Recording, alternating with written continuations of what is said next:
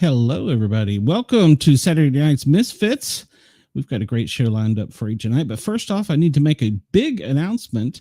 We have a new network that is allowing us to come on with them. It's the Fuel Sports Network. They're going to be broadcasting all of our shows. And in case you're wondering why we're going on a sports network, it's because they're branching out, because their acronym is Fans United Experienced Legion. So we're looking forward to working with them. There'll be more news on that in the near future. So, yeah, things are looking good. Wendell, I'm glad you're such a loyal fan that you go to a concert and tell us about it. Who do we have hiding backstage here? First off, we have Mr. Luke. How are you, Luke? I'm fantastic. How are you? I'm awesome. We have B Dizzle. And, well, did I lose Cheyenne? No, there is Cheyenne. Hi, guys and gals. Welcome. We also have some special guests tonight. Bobby Tessel and Peter, his friend, have agreed to come on and kind of be misfits with us and tell us a little bit about how they started up in the business. And then they're going to also tell us some jokes. And maybe if we're lucky, they'll do a little bit of stand-up. So let's welcome them. Welcome, Peter. Welcome, Bobby. Hey. Hi, guys. Hi. Hey. How are you? So we're here on a big night. I mean, you have a new network announcement. I mean, it's exciting. Yeah, it is. It is worldwide. It's the first time. Yeah, I'll push that button later. It's the first time. It's the first time that we've been on cable before, like public access stuff. But this is a kind of a big deal. So I'm kind of excited about it. So I don't want to steal the thunder, but when did you change your channel name? Oh, the Sportcat show. I had to for other reasons. So I'm trying to find yesterday. Guys, like it's my job right now. I'm freaking out. I'm like, where is it? Sorry. Yeah. Well, we're still the Paranormal Guyz with a Z on YouTube, but I did change the header to the Sportcat shows for the Fuel Network. They asked me to. So sorry, I freaked you out, Bobby. So. All right, carry on. I'm glad you helped us out with that. So, Bobby and Peter, I know you all are friends, and from talking to Bobby, I understand that y'all have worked before together and on shows and stuff. So I thought it might be a perfect fit for you to come in and be with us Misfits. These are I sometimes call them my friends. They show up on Saturday night and we BS. We talk about entertainment news. We play games. We act silly, stuff like that. But we want to start having guests, people specifically that are in the business, so to speak. So not only to educate us, to help us improve our show, but to have a good time. So first off, Peter, if you want to take it first, well, since you're right here first on the bottom, I'll ask you. Pass. No. Right, pass. Because I know you had a Comedy Central show. So. Ooh. Well, I'll start first by bragging on my friend Bobby Tessel. But Bobby is actually one of the few comedians who's appeared on both the Tonight Show and Letterman. It was, a big, if you're well versed at all in the late night scene from back then, there really wasn't crossover between guests, but Bobby was one of the few that was on both of them. So that's a pretty big deal in the world of comedy. And then, Oh, it was a boy. nice thing. Happy to have done it. And then I'll Yeah. jump back. So Peter had his own Comedy Central special, and he hosted the late night, the Friday night host, the music. Well, it was Friday night. He hosted Friday night, something like that. He was on Late Show. You know, he just did Just his like you guys, open making bar it happen, special. scratching away, looking for, putting in the time and looking for a break. That's really how it happens. Yep. Pretty much. Yeah. Now, I don't want to brag on my two there, but Luke, he does stand up, and B Dizzle was, well, he tries to, but he's from Alabama, so he's not very good at it. So, you know. I just like to make myself laugh. So, So he's going to have. Cracking yourself up. That's the best Absolutely. thing. I study stand up to practice for my podcast, though. That's what counts. I study the going out every night and working out like you do. Yeah. I do three shows a week at least. Yeah. Stage Try time, to stage come- time, stage time. Mhm. I got that from Rich Work out. Scheidner. You got to Mhm. get on stage. Stage time, stage time, stage time. Well, yeah, I mean, one of the big things about all that is whatever form you're doing it in, you know, you got to quiet the extra noise in your brain Mhm. so that you can just sort of show up, whether it's doing this show or stand up, so that you could just kind of show up and be trying to do what you're actually trying to do, not combat, you know, being uncomfortable or all sorts of other things that pop into our head when we're doing our thing. So yeah, you got to just keep doing any of it. It's kind of like sports athletes. You got to pump yourself up before you go on. So, As I opposed to always those do. poker athletes. Okay. hey, those guys make more money than I think the others don't. They, you Poker? can't see their Hardly eyes. know her. Yeah. Hardly know her. So, Way to go, Luke. Luke's got some great one-liners. So, one of the things that we were talking about earlier is just trying to remember your favorite joke, either as a kid or growing up or now. And I have the hardest time remembering jokes. Things will come to me, but it's like I can't remember a joke. What's your secrets for that? Because you all have been on stage and before. I'll start. Anytime soon. So, I mean, it's just for stand up, it's just repetition. You know, for me, I do things the way I do things is my jokes are very precisely written, and they're pretty short. So I just try to, the first time I do it new, you know, I'm just saying it the way I think I have it, and sometimes it comes out differently. So I record all my shows, and then if I do a new joke and it works, you know, then I have it on the recorder, and then I can go back and I can write it out exactly word for word how I did it. So we just lost Sportcat. Oh. This happened last night. I thought Bobby might have. Hello? Yeah, you are. I thought Bobby might have cursed. It's like, holy smokes! I It feel like happens. I'm watching You can tell the Brady Bunch get So- rearranged. What's happening right now is Glenn is being put in the third dimension. Okay. Oh yeah. His Should we, have laptop an rebooting should we have itself. an intervention with Glenn? Is there anything we need to cover with him? I told him not to There he smoke so is. much before the You show. know, what's funny is I was backstage trying to figure out who had forgot to put on screen. Best just let him finish. All right. So anyway, I This just is your write it out. intervention, Glenn. Yeah. So and then repetition is the key to remembering, you know, just, you know, going over it and over it and over it, you know, and then once you get it down, you got it down. That's for stand-up jokes. For jokes like those classic story jokes, I mean, just about how much you like it. You know, if you really like a joke, then you'll tell your friends and tell other people that joke. And then the more you tell it, the more you have it in your memory bank for it to come back to you. But I will tell you this, before COVID, I didn't know many jokes.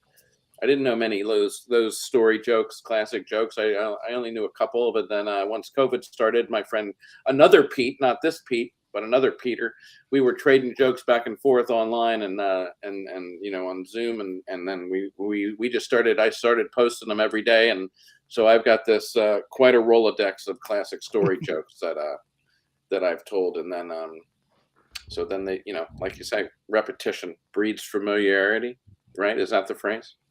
Mm-hmm. So that's for me, how I do it. How about you, Peter? Well, I can't remember really many classic jokes unless someone starts one. Then I'm like, as soon as someone starts one, I'm like, I think I remember where this is going. Matter of fact, when you hear comics, before or after the show, and they're telling classic jokes, it's a pretty funny thing to watch because someone will start it and then someone will just say the punchline and everybody will laugh just as if they heard it. But Bobby works in a kind of a precise manner. I more have a concept when I go up on stage, and I have the freedom to try to figure it out when I'm up there, and then Just live in chaos. yeah, and actually, it's kind of it works for me because some of it, the sort of the thrill or the pressure of figuring my way out is what motivates me to kind of find my way out properly. But I've also been doing stand-up for like 37 years. So I remember things just because they're chunked up. But believe it or not, I forget just as many things. Someone the other day is like, oh, I remember this joke you told. And I had to ask them to tell me my own joke. And then I was like, oh, yeah, that was a pretty good one. That was a good one. So, yeah. All right, well, that's cool. Bobby, Luke, I know you got questions. I'm gonna let you jump in there some because I'll talk all night if I keep going. So it's all right. I'm not I'm jumping here over. for I've the seen jokes. I've seen Peter's Comedy Central special though. By the way, I recognize. Oh, right on. How do I know him? That's right. You said that. It's got to be because I used to watch Comedy Central specials all the time when they were on back when basic cable was the only option. Yep. Yeah. Shorty's watching Shorties. So I'll tell for some humor to get some laughs here. I'll tell you one of my favorites. Here's one of my favorite classic jokes. This is not mine. I always make it clear. This is not my joke. I wish we knew who wrote this joke because it's great. And there are so many different variations of the setup. I'll take the punchline's the same. So here we go.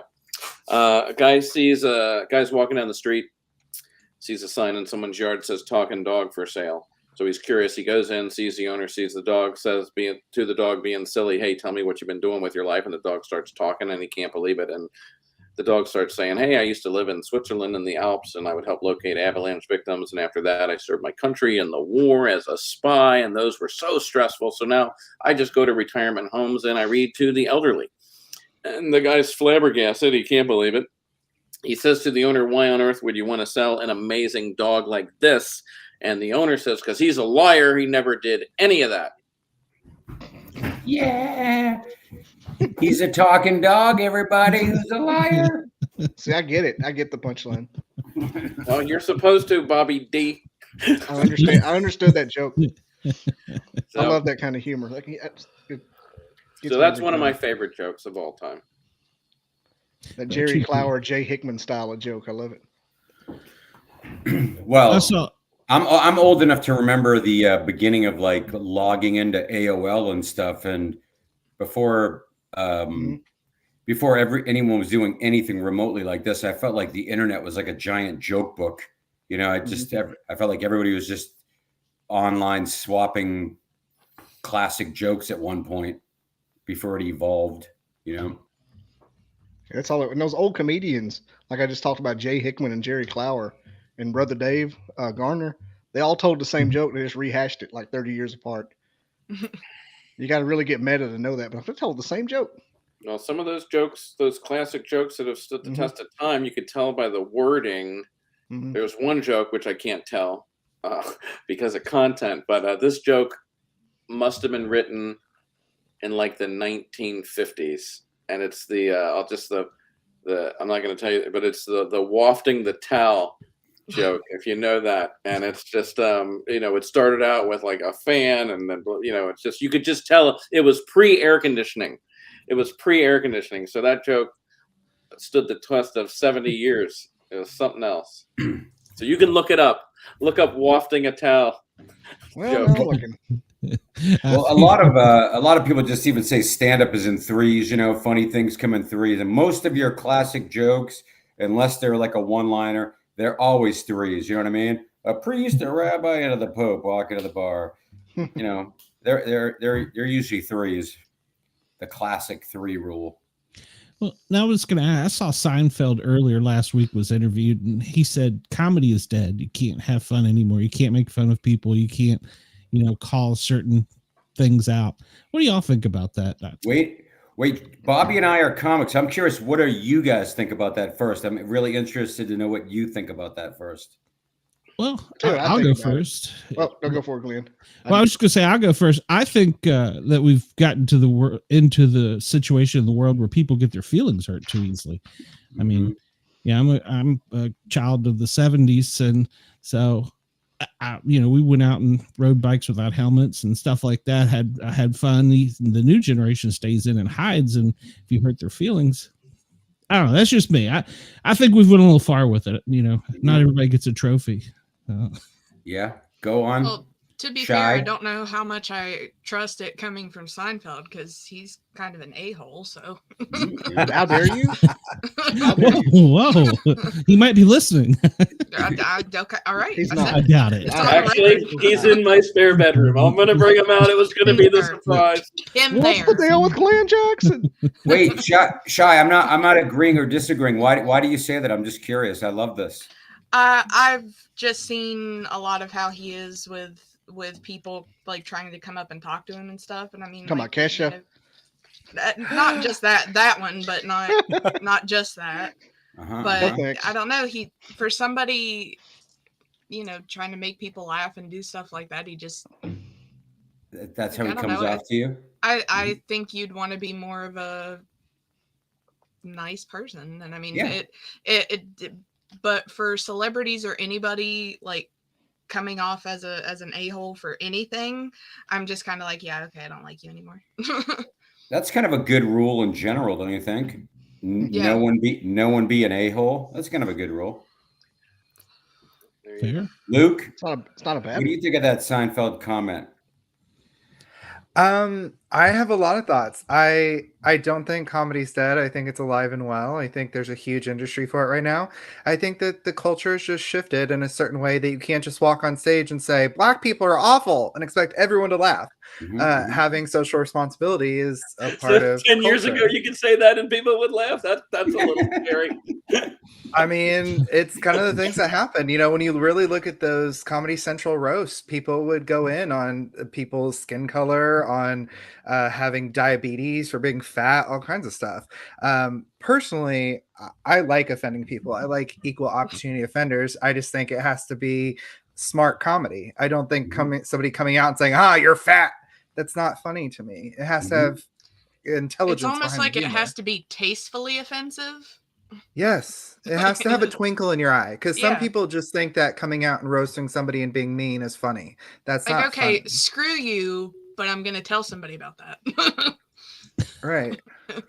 Well, I think one of the notoriously cleanest comedians, by reputation, would be Jerry Seinfeld. So I find it funny that he's saying that you can't say stuff, because I don't know what he was saying that anybody was Yeah. getting agitated with in the first place. So that's the part that I thought was funny about it, personally.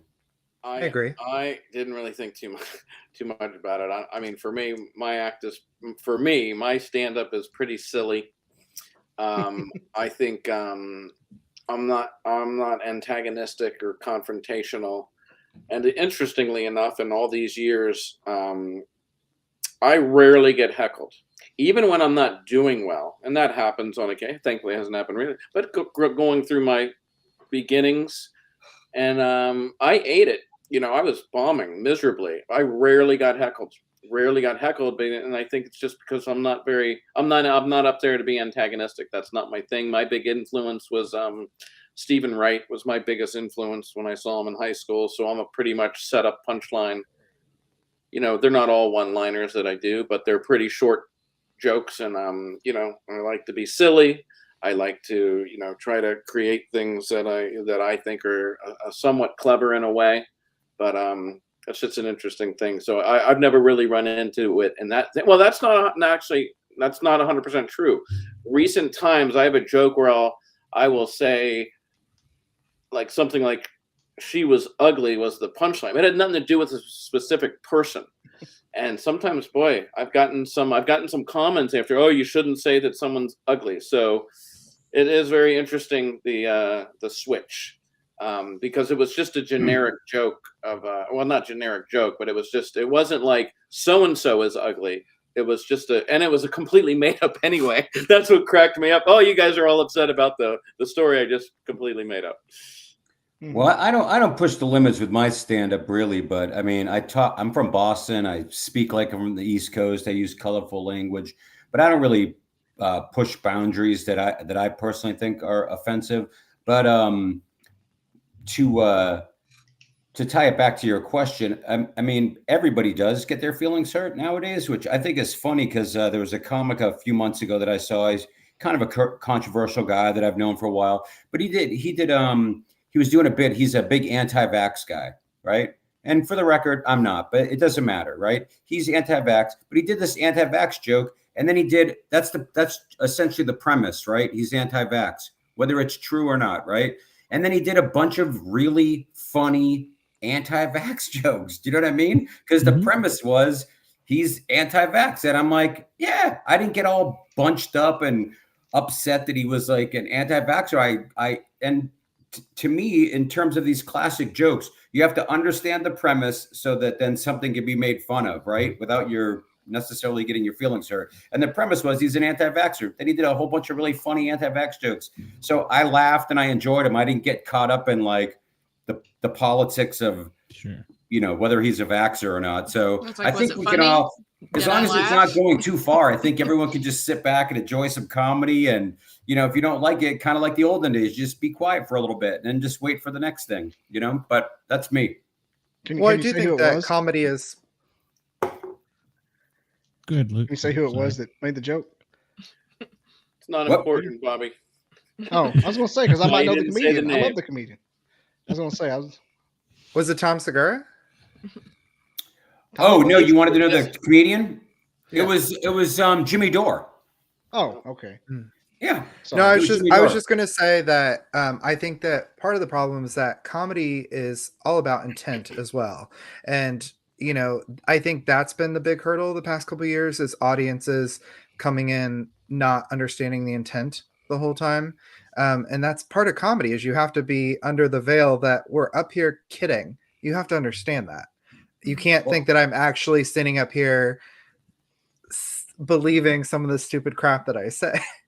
Well, to your point, I think that's why Bobby doesn't get heckled. Honestly, I mean, he's right. He's telling jokes, and if they like him, they laugh, and if they don't like him, they don't start heckling him because they don't get a sense that he's telling jokes. He's not trying to be malicious. He's not trying to be weird. I mean, when every once in a while, when Bobby tells me that somebody got upset like that, one about someone's weight, I just think it's hysterical because I know Bob's act really well, and and not only do I know his act really well, he consciously tries not to offend anybody. Like he'll do a joke. I'm like, I'd do that. And he won't do it.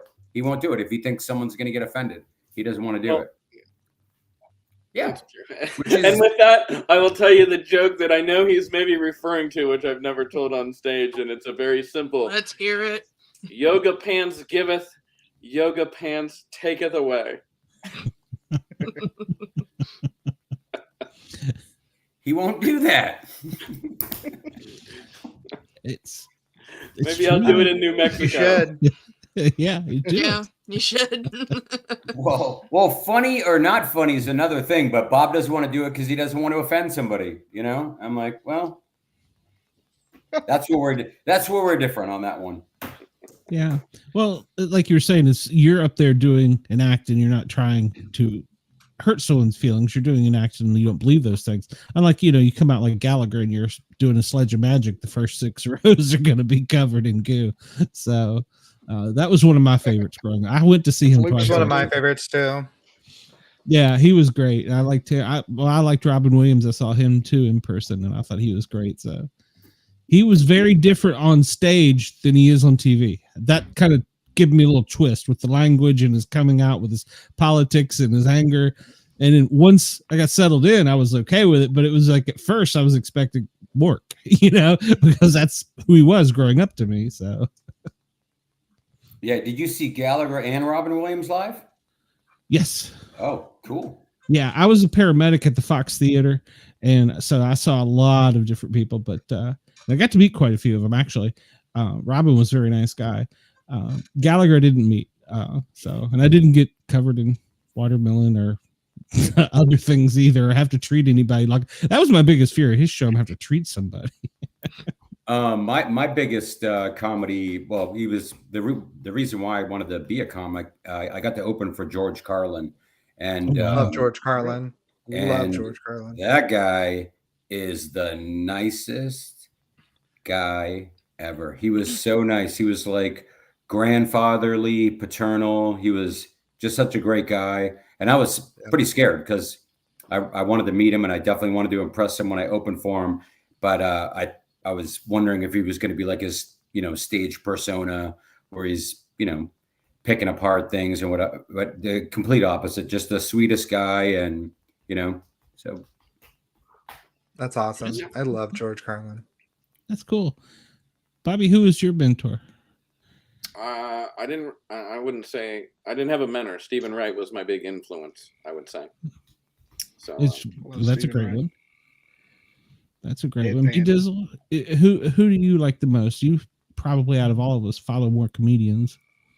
Comedian wise, yeah, I'll put you on the spot for a minute. You've been quiet. I mean, it's fine.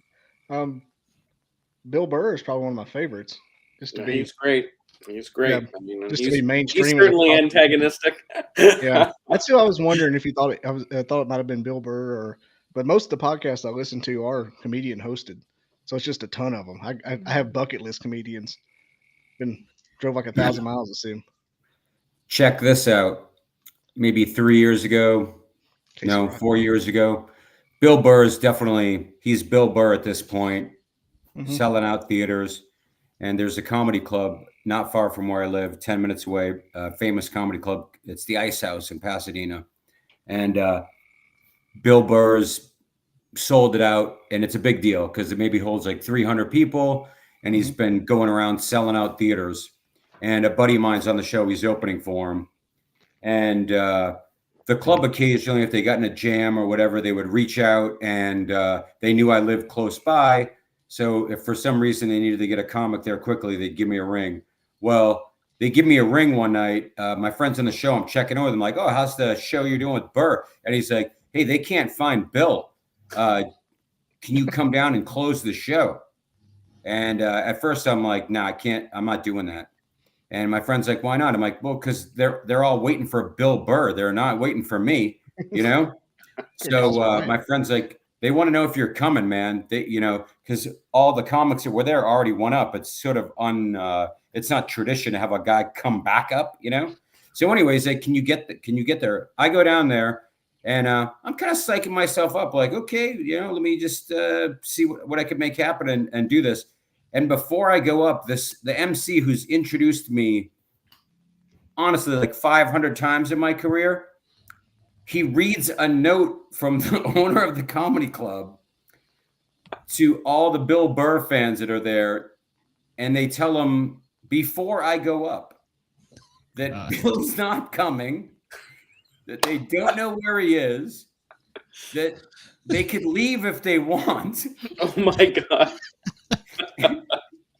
And if they stay, they can get tickets next time to when he comes back, no matter what. And the MC is almost crying, like someone died. And now I'm like, oh my gosh. Like, I mean, I wasn't expecting that. And one of my pet peeves being introduced is lots of times when someone will introduce you, they'll be like, are you ready for your next comic? And no matter if the crowd claps or not, the MC will go, I said, are you ready for your next comic? Right? That's the norm. I hate that. This guy finishes that sad speech, and the whole audience is thinking about whether they want to leave or not. And he goes, are you ready for your next comic? And it's the first time ever being introduced forever. The guy doesn't say it a second time. So, I went up when they were all expecting Bill Burr, and nobody left, and they stuck around. And then I was supposed to do like 30 minutes. And then it turned out pretty fortunate for the crowd, because right when I'm getting ready to wrap it up, I get a note that Bill showed up. So he went up on stage and did like an hour and 20 minutes because he felt bad he was late. But that's my Bill Burr story. Going to fill in for a sold out show of people. Like, why wouldn't you wait till I was done, then break the bad news to everybody? Like, Could have got your head tore off. why you got to break the bad news to everybody? Then go, if you want to stick around, this guy's here. Like, Before we bring up your next comic, I just want to say that our favorite comic died, and but, The current most popular comic in America is not here, so just hang out. yeah, so correct. this is interesting. Something Pete Here's you this said. guy. He goes, very rarely will they bring up another comic for show. So I'll tell you a very quick story. My first taping, when I first taped A&E's Evening at the Improv, it's going to be my first taping ever to be on television. This is a long time ago. And I was living up in the Bay Area, and I came down to LA to the Santa Monica Improv, which doesn't exist. And, you know, you're doing 5-minute sets, whatever. And I had the best 5-minute set of my life. Absolutely destroyed. Come off stage. Some guy in a headset, you know, with the thing goes, "Hey man, can you come back tomorrow?" And I'm like, "What?" They go, "Yeah, the whole sound messed up. We didn't get any of it." And I'm like, "Are you like the best set of my life?" And I'm like, "No, I can't. I was literally leaving town to go to a gig." And so I go, "Can I just go back up again tonight?" So I did. And you know what? Bill Engvall, he was hosting this A&E this evening at the Improv. He had his cowboy hat on. And so 2 comics later, he makes an announcement. "Hey, we had problems with Bobby's sound. If he does the same jokes, you know, just try to left." And I'm like, I'm not doing the same jokes. My set went so well that I didn't even make it through half my set list. I just started where I left off. I went back up and I just paused, and they started cracking up immediately. And then I did the next joke, and then I killed again, but I didn't kill as hard as I killed the first time. So I went up twice on the same show. It was something else. And it's one of those look back on things. I wonder if that first set would have been taped. You know, it's like if you hit the home run or you strike it, would that have changed my trajectory? Who knows? It doesn't matter. But It would have. Yeah, probably. Sorry, I wouldn't be sitting here with you, Misfits. That's for sure. Yeah. Luke and B Dizzle, if you guys ever record yourself, I guarantee if your camera breaks or you tell a friend, "Nah, don't worry about it," that will be the set of your life, man. If something goes wrong, you're always like, "Oh, that's the one." Take 2. I'm doing a show in Ogden, Utah, and this guy's got a mini recorder. He's hooked a mic up to me. He hands it to me. This is in the 90s too, before all the technology. Absolutely destroy. And before the set, I said, "Hey, is there something on this thing?" Because he put it in my pocket. "Is there something on this little gizmo to make it so it won't turn off?" He's like, "No, it's all good. It's all good." Foreshadowing. Best when a headline set 45 minutes, and I was going to use it to be for an album, and it shut off when I said hi. And that was it. And it cut off. That's all we got. Unbelievable. And then after that, there's a switch on that little video recorder box that you could switch to where it won't shut off. Yeah. I Lesson asked learned. if that was there. In 2015, I did a headlining show, sold out crowd, sold out to standing room only, and we were going to record an 1.5-hour set that I could make into a DVD and send out to agents and managers and all kinds of things.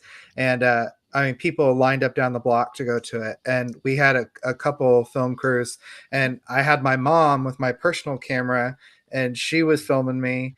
And after I did this whole 1.5-hour set, they gave me the footage and found out that their sound was not working. Ugh. The only sound I had, though, was in my personal camera that my mom used. So I had to take the sound from that video and try to edit it up to match the audio and the video of what the professional guys recorded. Well, that is all that stuff, by the way, is show business, isn't it? I think your ordinary Really person doesn't, just all the things you guys even deal with doing this show and dealing with doing your own Mhm. stuff. The average person, and to us, it almost happens. I don't mean to be a complainer. It happens at such a rate. You just roll with it, right? You just roll with it Yep. and find your way out. The regular person, that stuff will throw them for a loop. But you just look for a solution. I mean, that's what you especially do as a stand-up when you're on stage. Look Mhm. for a solution. Mhm. You almost expect things to fail. I'm going if to you jump need in it- and need tell it you not another to. classic joke. This one, I will say, is hit and miss, but this used to be my favorite joke. And it's still one of my favorites. It's the baby polar bear joke. And I actually saw somebody tell it on a poker show that was a comic. And he dragged it out so long that it didn't get a laugh. And here's the version I do. Drag it out longer. No. Baby polar bear says to his dad, "Dad, are you a polar bear?" And the dad's like, "Yeah, I'm a polar bear." And the baby polar bear goes, "Is Mom a polar bear?" And the dad's like, "Yeah, Mom's a polar bear." And then the baby polar bear, "Am I a polar bear?" And the dad's like, "Yeah, you're a polar bear. I'm a polar bear. Mom's a polar bear. Why do you ask?"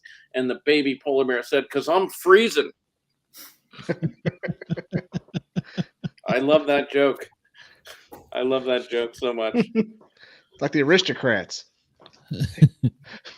Well, The Well, aristocrats. it's funny you should mention that, because that is, I think that's such an interesting thing, watching all these people tell that joke differently and put their own spin on a classic Mhm. joke, which is probably what a ton of those, that joke aside, is probably what a ton of those guys did back then, put their own spin on classic jokes. Yeah, like Kevin the talking Stallings. dog joke, that talking dog joke I told, there's so many Mhm. different setups to that. The dog was in the FBI, or he was in the CIA, or he did, it's whatever it is. And I just picked those things.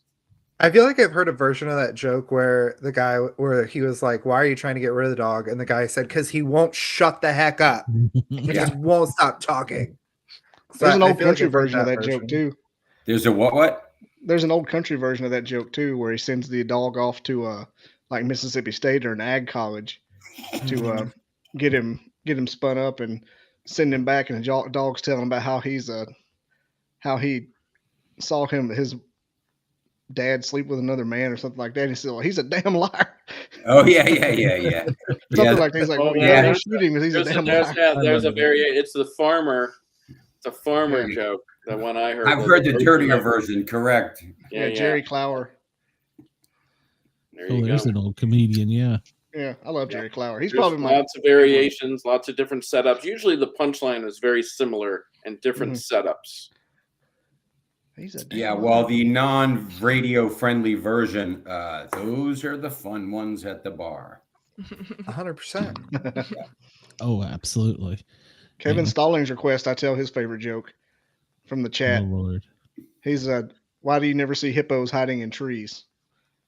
Because they're really good at it. Ah, See what I did there? I killed the whole mood of the show. no, I love that. I love jokes like that. He tells that joke once a week. I love jokes like that. That's a great joke. Okay, I hope this can be on the radio. Oy vey. It is now. Hey, what's worse than ants in your pants? Uncles. Uncles. Oh, Bobby D jumping in. It's bad All right. manners, dude. Speak for yourself. No, we were- jump in.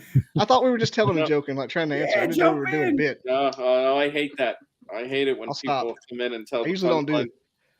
I'm No way, like a because member of the anti-heckle committee. Like if I'm in a comedy room and somebody heckles, I'm like, I help them kick them out. So it's not my bag to jump in like that usually. Oh, I loved it. I hate hecklers. I feel like you That's and I where are the Pete and I are makings of different. a comedy team. We should be. Yeah. Well, let's hear Keep some of your repeat. stuff. I know we don't want to keep you all night. We want to hear some stuff. So that put you on the spot. Yeah, that's- Sorry. I will tell you, for me, I'm not here to do stand up on in this kind of format. I won't Sure. do that. I'm happy to tell you maybe a quick one-line joke or something. I mean, I already did with the yoga pants, Oh yeah. but yeah, I'm not. I don't think that's this is not the place to do a stand-up kind of thing. So that's for me. It's not the place That's for what my I kind of act. Yeah, it's not. I don't Gotcha. think it's I not start conducive winging it. to that. That's Although why I would tell you one of my favorite things to do besides performing comedy. I love having an idea, and it doesn't matter if it's a comic friend. It's more fun if it's a comic friend, but we're just calling a friend and running an idea by him. not even ever doing it on stage. I mean, it's so fun just goofing back and forth with comics, and some of it's just working out a concept that with not even the intention of maybe doing it on stage, but that's some of my favorite time is goofing with my friends, which I will share one of those with you that I just came up with. But the other day I was up late thinking, and I was like, these I don't even really care for ventriloquism. I don't know if you guys do, but I don't really care for it as a rule. But I thought I had a genius showbiz idea, so I need a ventriloquist that I can share this with, because a ventriloquist always has like a little dummy or a cute little character. I think a ventriloquist should have like a 6'7" dummy, like the size of Shaquille O'Neal. And wait, do you do that? No. I just thought a giant ventriloquist dummy with the ventriloquist sitting on his lap would be a good way to go. No one's doing that yet. That's true. And we occasionally that's why comedians don't tell you their premises, Glenn. Gotcha. Steal your tag. Yeah. Oh, we have an occasional ventriloquist on here, and we bust his. Do you bust his balls all the time. He does come on occasionally, yeah, but he's very early in learning. So where's he at tonight? Who? He is at the. No, he's just making stuff. I don't stick my hands up things that are not living. You brought up a little thing. I don't want to know what your furry thing was, Luke. Yeah, well, we were talking about puppets, and I have this puppet. It looks like a Muppet, and so it's a pen. It just has a thing on the end, and so we were just talking about puppets, and I just thought it was funny. It is funny. You guys are a nice. When this gets on the radio, are you guys? Can people watch the broadcast like you have right now? Also, when you get on some of these networks, this will be on YouTube and Spotify. Yeah, so this will. Yeah. Well, Bobby and I excluded. You're such a great mix of personalities. It should be great. We usually have a good time. We're still kind of learning some things because it's kind of awkward when you're not on FM. You're just on YouTube. You can a little bit more openly say what you want, but now I'm having to kind of reel it back a little bit, and I find myself uptight about it. I find myself, I'm more nervous about it now because of that. It's not that, I know, I've heard some of the numbers that are really good, but it's that I'm afraid now I'm going to say something stupid, whereas before it was like, just go with it. So wait a second, I'm a little confused. Are we live on the radio right now? We're not live on the radio right now. No, you're only live on YouTube. If something happened and you said like the F word, I mean that could be edited out, sure. Right? Or be fun. You have such a nice mix of personalities, though. Honestly, it should be great when you guys break down topics. It should be pretty cool. Oh yeah, it gets a little Things wild. happen. You should watch last week's show. I had to host last week. I was the MC. I mean, you had such a nice assortment of personalities. Everybody can come at it from a different angle. Oh yeah, you've got to watch last week's. That was the best. Do you guys? I'm not trying to get all up in your business, but were you asking you asked some of the ways that we approach stuff, but do you guys prep much, or do you just kind of have topics you're covering and show up and just go for it? Like, how do you guys do your thing on this show? For my show, I have guests on that do different things, like scientists and eyewitnesses, and I usually read up on their bio really well, and have like a little, like a sheet where I hold it up and read like this. This particular show, you got, it's kind of a more free flowing format with all of you. Yeah. Oh, great. Well, we'll usually have a topic. And hope for the best. Yeah, we'll usually have a topic or something fun to do, and then we just fly off the rails with it. And I never adhere to that topic. I just talk. Yep. Ever. I'm the guy that sits there and writes down the stuff, what we're supposed to do and everything, and I want to try and stick by it, and then it just goes sideways. So that's why I say I'm the one that's more uptight and nervous about it, I think, than anybody else. Well, as I mean, I don't want to step on Bob's stories, and I don't want to step on your stories. So, Mhm. I mean, I appreciate you having me here. So I don't know if I don't want to be too much of a voice, but I'll take that compliment. I mean, I'll give you guys that compliment, but I definitely don't want to get in the way of whatever you're trying to break down here. No. No. We're just here to good. have fun. Yeah. We're here to have Delegating. fun. It's delegation time. No, but yeah, we're here to have fun and relax and just like I want this to be like you walk into bars and cheers and sit down next to your buddy, you know, and talk, you know, just BS. That's what I want. So, and that's what So, we're really Bobby- do. So, Bobby, I read that on your website that you used to be an undercover cop. Is that correct? Well, I said I was an undercover police officer until just a second ago. Oh, okay. Sorry, it's connecting. Yeah. I'm a It's little just a slow. one-line joke for the. That's the- even better. Stick Okay. with us, Luke. Stick with You us. made it better, Sorry, Luke. a little blonde. Lukey. My There bad. you go. I thought I was trying to be sly by being like, "Look, I researched you. Tell me more." Yep. And So, now Bobby, it how did just seems that you're just not paying attention, Luke. Bobby, how did you get started with comedy? Like, you know, how Well, did you actually, get into this is that? exactly how it got. I went to Arizona State University. And as I said, but before that, so Stephen Wright was my big influence. So I'm on the Tonight Show, right? So I guess I was in maybe 10th grade, 11th grade. And I used to come, I went to school the next day, and I do have a good memory, I guess, because I had memorized his jokes from just seeing him one time, and I was telling all my friends, and it was so much fun. And so fast forward to on campus at ASU, I'm walking with this guy is my roommate, and I wanted to tell him something funny that happened, and I couldn't remember it. And he goes, "You should start writing stuff down."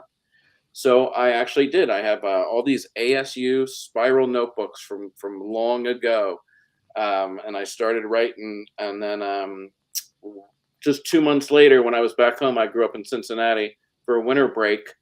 Back then, open mic nights, you just had to show up at the place, and it was the first come, first serve. So the first 10 people. So I stood outside in the freezing cold in January during my winter break, and I got into the first 10 people. And that's like my first time on stage. So that's kind of how it just kind of, hey, you should start writing stuff down. So I did, and then went to the open mic, and that's, just open mics in that first, and doing that, writing it down, telling it. And so that's kind of how it got started for me. Pete? How about you? B Dizzle and Luke, you both have done stand-up, right?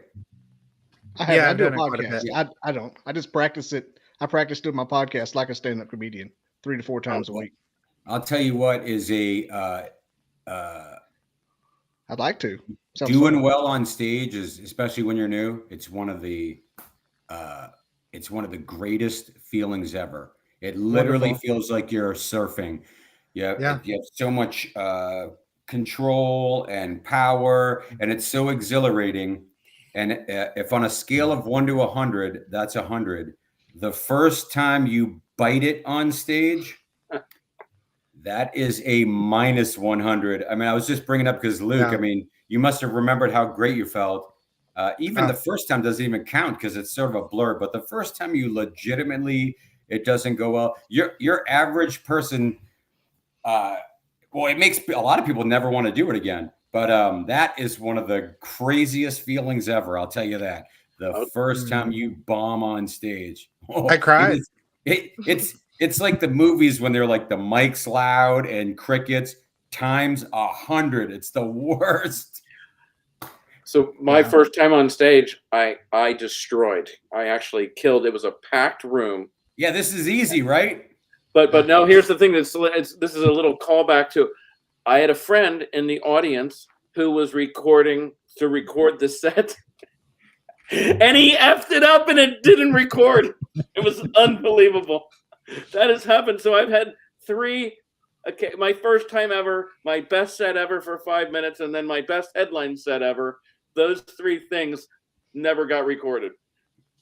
Glenn, had this been a fantastic hour of your radio podcast, tomorrow when you check the sound, none of it would have worked. Yeah, no, that's happened. Trust me. Our mediocre effort probably sounds great. Save the day.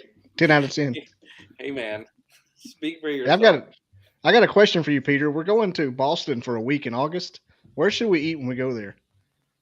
What you got? If you The North End, if you want some kind of fame, not famous but noteworthy Italian seafood anywhere. I think Boston's like the South in the sense that if you're a friendly cat, and Bostonians are actually friendly. If you ask anybody wherever you go, like, where should we eat, you'll get some consistently same recommendations wherever you're at. So, go catch a baseball game at Fenway Park if you could do that, for sure. We're actually going to see a big concert at Galette.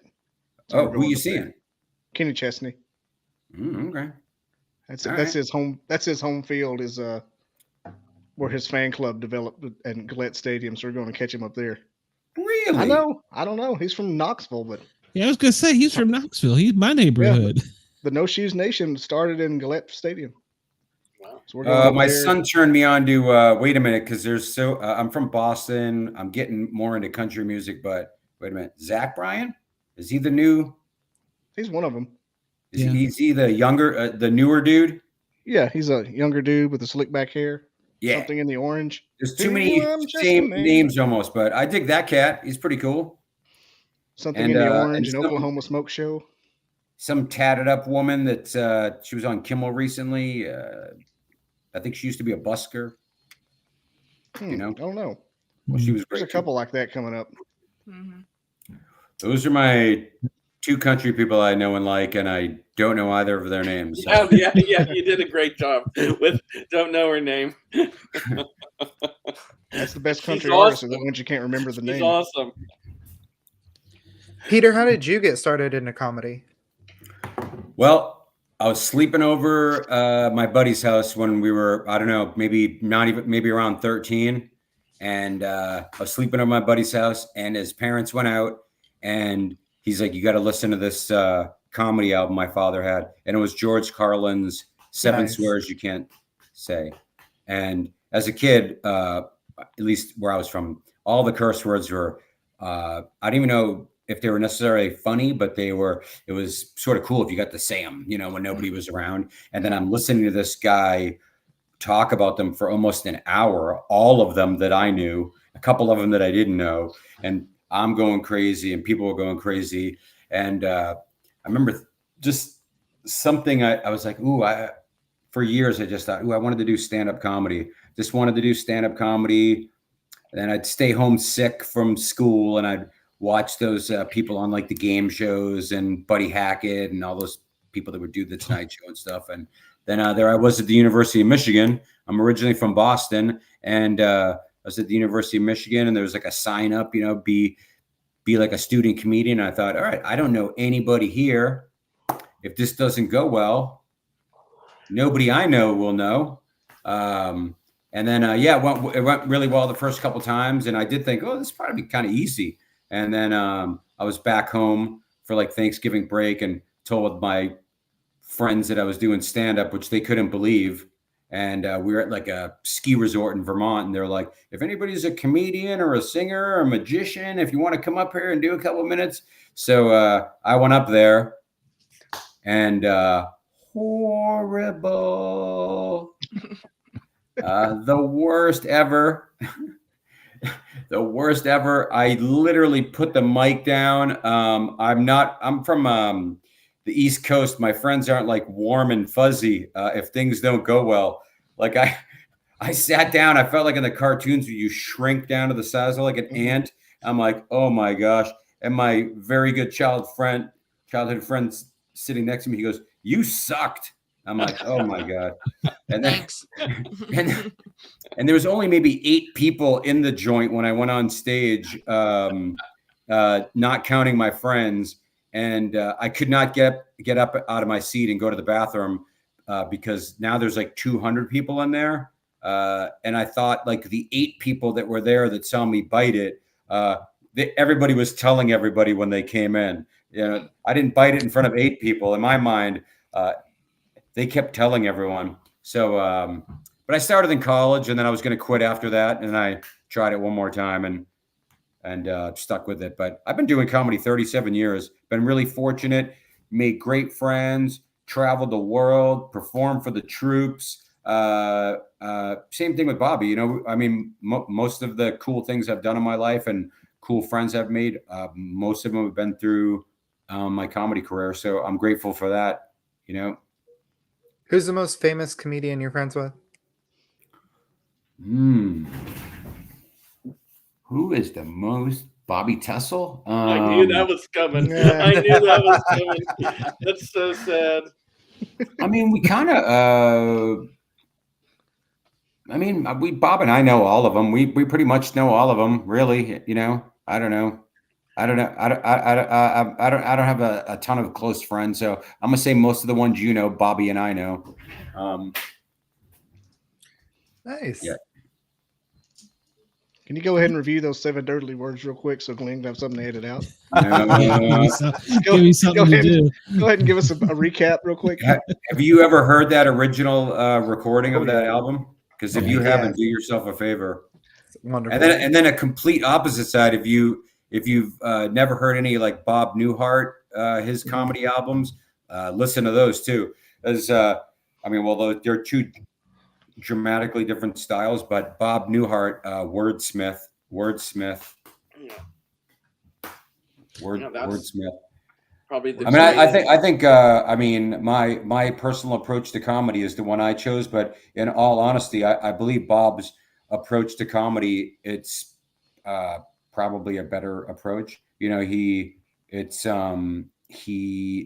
a technician, and anybody that writes comedy that really tries to be a technician and be really precise, I think their technique is able to be applied in lots of other venues because of that sort of discipline versus like I know you said you like Burr and some other people, you know, there's not discipline there, but I think the discipline of somebody who's specific as a comedy writer, I think that's a discipline that serves you well, in my opinion. So That's true. Yeah. Well, I will edit out syllables if I can. Well, and also For me. Bob works clean too. I mean, that's actually hard to do, you guys. Very hard. It's actually very hard to do. Hard. It's very hard to do. I mean, Bob doesn't like either talking about himself or bragging on himself. But I've been to shows with Bob, and he's performing to, you know, it's like a senior citizen center. He's doing the shows of service, and he's squeaky clean, man. He's squeaky clean, or corporate events, and those are just situations which, yeah, I could probably do those, but it's not my angle. So what Bob does and when working clean, it's actually very hard to do. So hard. I can imagine that, because as uptight as I am just about this new transition to things, I can imagine how hard it is. I feel like, Bobby, I want to script everything. And then when I go back and listen to it, I want to edit out things. And yeah, I get that. And so there's a future in it though. Look at Nate Bargatze. He's a superstar. He's all clean. Yeah, he's great. He's one of my new favorite. I mean, he is always funny. I mean, he's good for him. Congrats to him. He was laugh. Great on Saturday Night Live. Did you see that? Yeah. I mean, his monologue was great. He was great in the sketches. Yeah, it was. He makes me laugh. He's great. He's one of those guys I've met in person too, so I really like him a lot. I've been doing this a very long time, and definitely not at the beginning, but as I've just got older as a person and, you know, older as a comedian, I personally, I'm not saying I like everybody, but I try to extend a lot of grace to comedians that I don't care for. I'm not saying off stage. That's a different kind of thing. That's a different, I do believe I try to extend those people grace also, to be honest, but you know, comedy at its core, you get to be judgmental. You get to be judgmental if you're an audience member. You get to be judgmental if you're another comedian. And that's just the name of the game. People get to be judgmental about being an audience for your show that you're doing. But I try to extend people just a lot of grace that putting yourself out there in any kind of format at all, is takes a lot of courage. It takes a lot of courage. So even when I don't dig it, I'm like, well, maybe they're just not at a spot where I dig it yet. And conversely, when you get an opportunity to watch somebody like Nate or Bill Burr or anybody that you dig at the top of their game, it's awesome, man. You know, they're at the top of their game. And they're also, it takes just as much courage for them to throw it out there too. So I try to extend grace when I can, and I try to appreciate greatness when I can.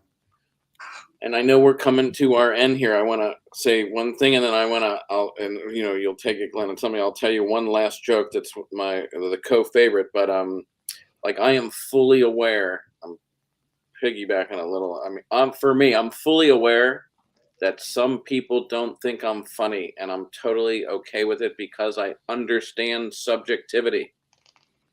That's just it. I understand it. Well, so I don't know. Well, before you see the joke, you're going to say, look at like Chris Rock. Some people talk about how great he is. Some people talk about how Chappelle is. Even Nate, right? I'm just saying those are people at the top of their game. And if you go online and stuff is out there, there'll be a whole bunch of people saying stupid stuff about how they're not funny, you know? And it's okay. Brian Regan, you know, that same. It's all like I love him, but there's people that don't think he's funny, and that's just the way it is. You can't please everybody. I don't like those people. Do you think TikTok's gonna make people famous real quick? Casey Rocket, man, make Casey Rocket famous. Yeah, it'll make me famous. What's TikTok? The song by Kesha. I'm with you there. I'm not. My wife watches it all the time. I can't stand it. So you have 1,000 subs on there, Glenn. I know. So, don't get me going. If it's okay, I don't know how you want. Do you want me to tell this joke and then you want to send us off, or do you want to say something now and then I'll tell you? There better be some theme music. Do you need some music? Well, here, I'll tell the joke and then you can wrap us up. How about that? So here, right. This is my co-favorite joke with the talking dog joke. It's a little longer. I'll go through it. So a policeman's training 3 men to become detectives, and the first exercise is in recognizing a suspect. So he shows a picture to the first guy for 5 seconds. He flips it around and said, "That's your suspect. How would you recognize him?" And the first guy's like, "We're going to catch this guy so easy. He only has one eye." And the cop's like, "That's because I just showed you a picture of his side profile." So he's a little flustered by the answer. So he shows the picture to the second guy, flips it around 5 seconds. "That's your suspect. How would you recognize him?" Second guy's like, "We're going to catch this guy so fast. He only has one ear." And the cop is like, "What the hell is wrong with you two? It's a picture of his side profile." And so he says to the third guy, 5 seconds, he shows him the picture, flips it around, "That's your suspect. How would you recognize him?" But then the cop says, "Now you third guy, you think hard and fast before saying something stupid."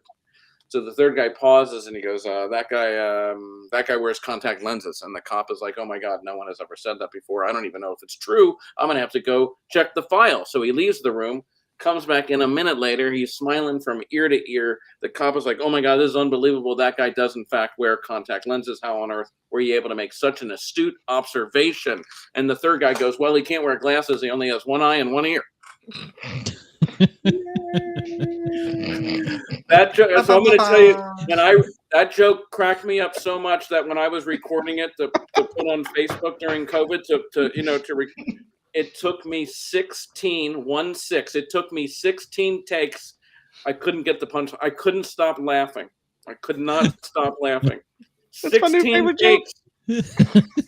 So I will say for me, and I'm sure people, so thanks for having us. Appreciate, fun to be here. Thanks so much for the time. It's been fun. BobbyTessel.com. I'll plug my website. Please do. Please tell where we can find you. BobbyTessel.com. So my name is spelled on the screen if you want it. So yeah, it wouldn't let you in the door until you put your name on there. So yeah. Peter, any last parting thoughts? I know I've kept you guys, and by the way, I appreciate you all for coming on. You all are a first of where I hope to get lots of people, comedians and stuff. So we're probably going to loosen up more as we go. And I feel like tonight we're too uptight, but I appreciate you all for coming on. I really do. Thank you all. I think you guys are onto something. I appreciate you for having me on and having Bob on. But seriously, I think you guys all have such unique, different voices, and you should just like go for it. And I mean, as an outsider looking in, you have 4 unique personalities. So you throw something topic on there, and you guys all come from it a different way. you'll have a real nice audience, and they'll love watching you. And I appreciate you guys having me on. I have nothing to plug.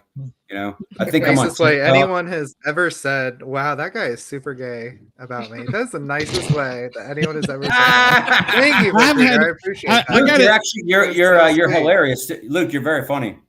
Before thank y'all go, I you. gotta tell you, I was You're so gay? worried about Luke.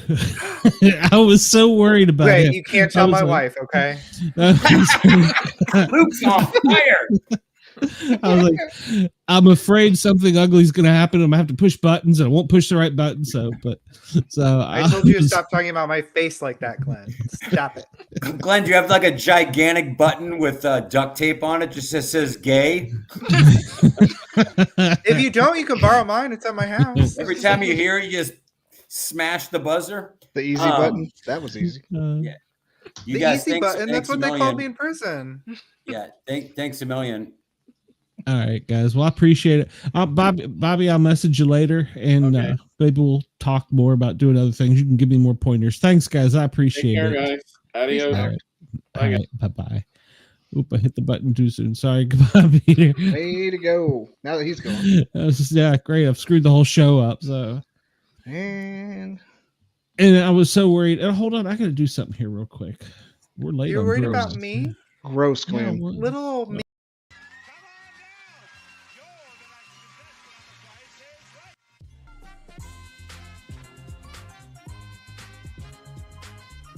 Hi, Rich Fields here, and come on down. It's time for the Sportcat Show.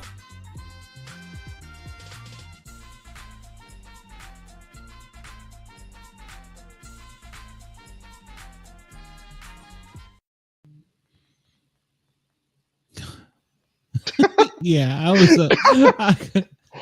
Yeah, y'all could. Yeah, Oh my gosh. from You're who? worried about me? No, I just got a message. My contact fell out. I'm not even kidding. I'm laughing so hard. Aw. What the hell happened? Kevin said with that logic, does that mean Brenda can't wear pants?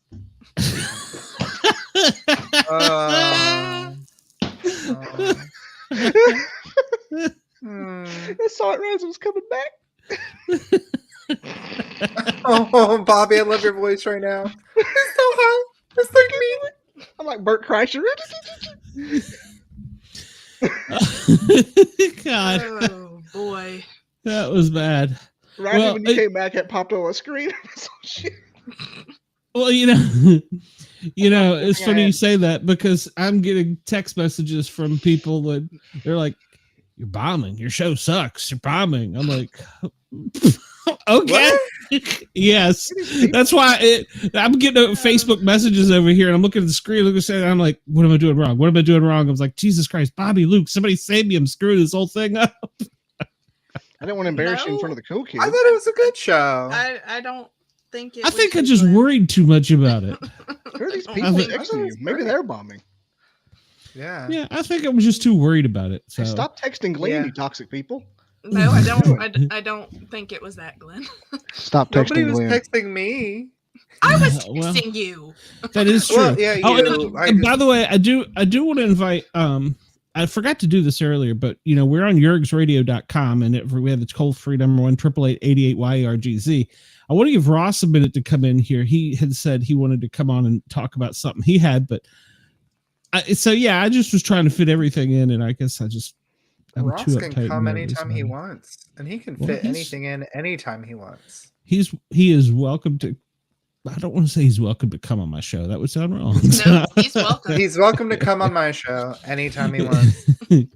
I've seen the pizza photo, so yeah, Ross is going to pop in any moment. So, well, thank you guys He can pop in. for keeping me from totally falling out over here. Like I said, I wanted to get in the group chat and say something, but I didn't want to appear distracted. But yeah, I'm getting people who's like, I "You're wasn't too tight. You're not sure- saying anything," and I wish I had gone and watched some of Bobby's stuff because I wasn't sure exactly what I could say or couldn't say. And I had some clean jokes prepared, but I don't know if he would have been receptive to them. So I don't know. I just didn't quite understand his no, I don't tell my jokes in this format. Well, I think I understand that as a comedian. I understand that. I would never go on and like if somebody's like, "Tell me a joke." I hate that question. Yeah. Or I hate that statement. Well, I'm not going to just stand and tell you a radio. joke. But And I'm not saying Yeah. like, put him on the spot, but maybe more like he just seemed kind of uncomfortable with. he did. He seemed uncomfortable with me. That was my bad. I'm sorry. I didn't I'm not know. everyone's cup of tea. I'm more of a shot of tequila. Look what she did. I don't even Yeah. think it was that. It was just I don't know. I love Peter. Peter was amazing. Yes. We didn't get to tell our Love favorite him. jokes, by the way. I was prepared all I week. know. well, Well, B Dizzle, I'm ready for yours. Let's hear it.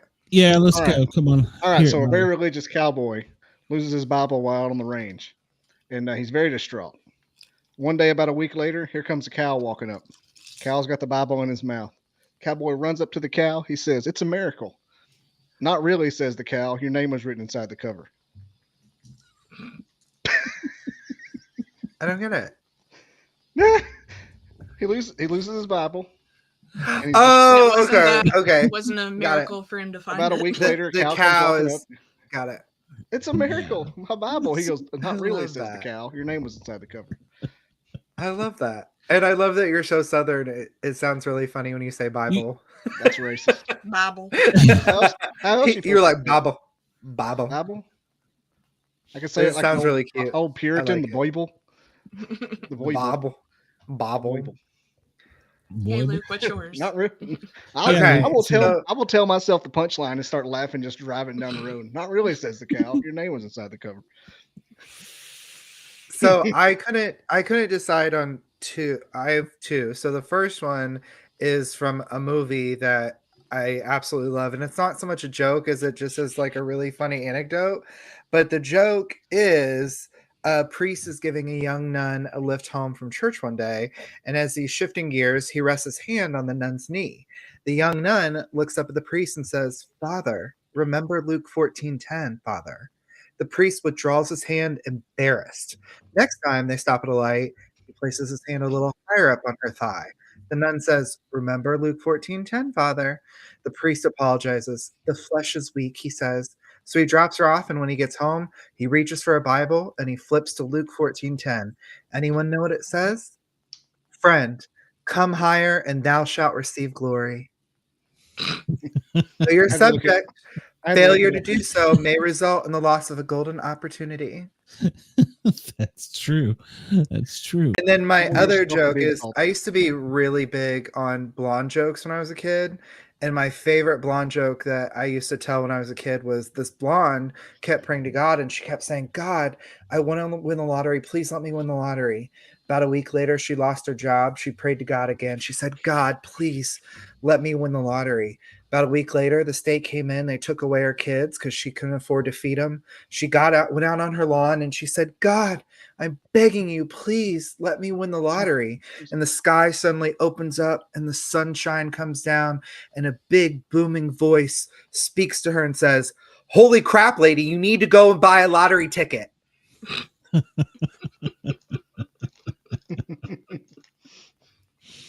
I like it. Ross, how are you? Welcome, Ross. So you're muted or not? Very I'm green. muted. Must be some Hey, bro. bench today. Yeah, he's green too. It's like Kermit. There we go. All Oh, right. Howard Stern. jump scare. Back from commercial. Well, hopefully it didn't suck up your radio too much this afternoon, or evening, whatever it is. So No, it's your usual schedule. What, did you get on early or something?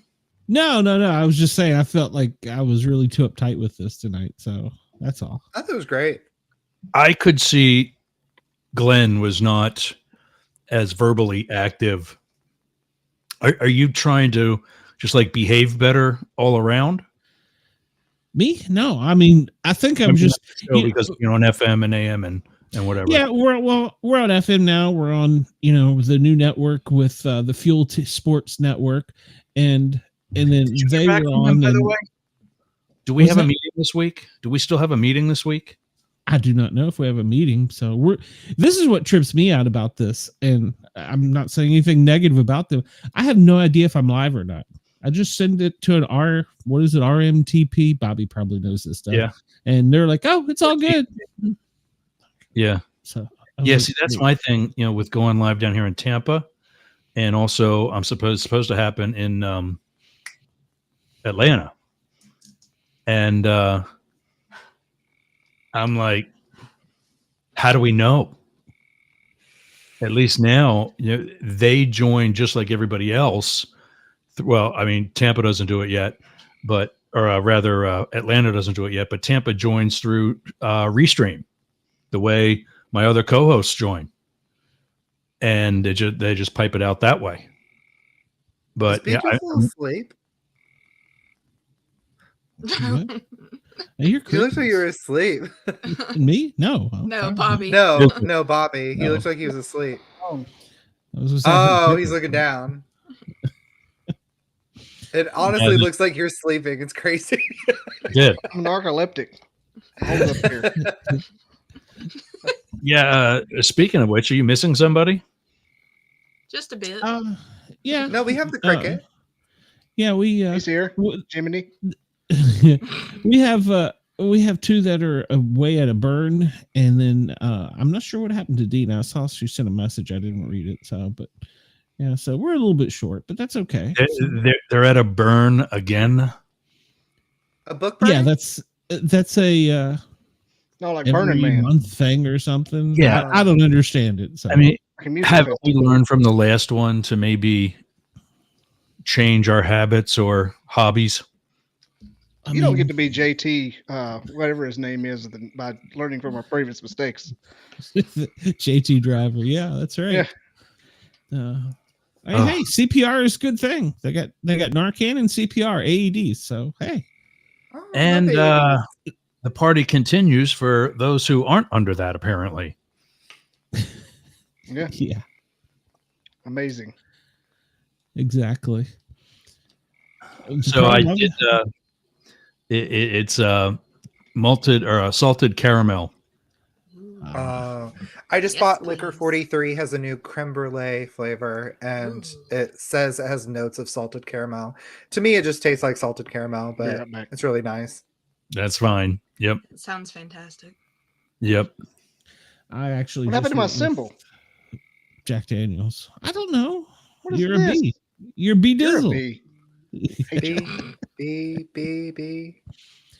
I guess he's looking for his little Bigfoot guy. I don't know what he's looking for. So I'm always looking for a Bigfoot guy too. You should listen to Howard Stern. Bigfoot is one of the whack packs now. yeah, I'll whack him, whatever. Yeah. I have not listened to Stern in so long. I tuned him in though for that 20 minutes of fame he got a week ago. I tuned in for that, but What happened? He interviewed President Biden. Yeah, he interviewed Biden, and I thought it was going to go ugly, but he even wore a suit. Yeah, I mean, I was listening to tell that story. It's incredible. I was expecting the Howard Stern I grew up with, and I got Bill Cosby. It was like, come on, man. He's throwing softballs at this guy. And I'm like, you're Howard Stern. Yeah, but if you hear him talk about, and there were some like, he asked him about like toilet paper on his foot and, some of the stuff like that. But he said that he wasn't going to go in and talk politics. He wanted to, he's so against one of his previous friends being elected again that he wanted to make Biden just look like a normal person. And so it was, back to like 70s when he lost his first wife and lost his daughter and, into like the brain cancer with Bo. All of the more personable things, and to see him get choked up talking about Bo, I mean, it's the president of the United States. But the reason why he wore a suit, he's talking about this, and Beth, his wife, says, oh, "You're going to be with the president. You have to wear a suit for that." And he said, "Oh, Jesus, you're right." He's got like one suit that he bought a couple years ago for his daughter's wedding. And he puts it on, And he goes, you know how those really dressy pants have like an extra button just in case? Let's just say he goes, let's just say we had a big belt buckle.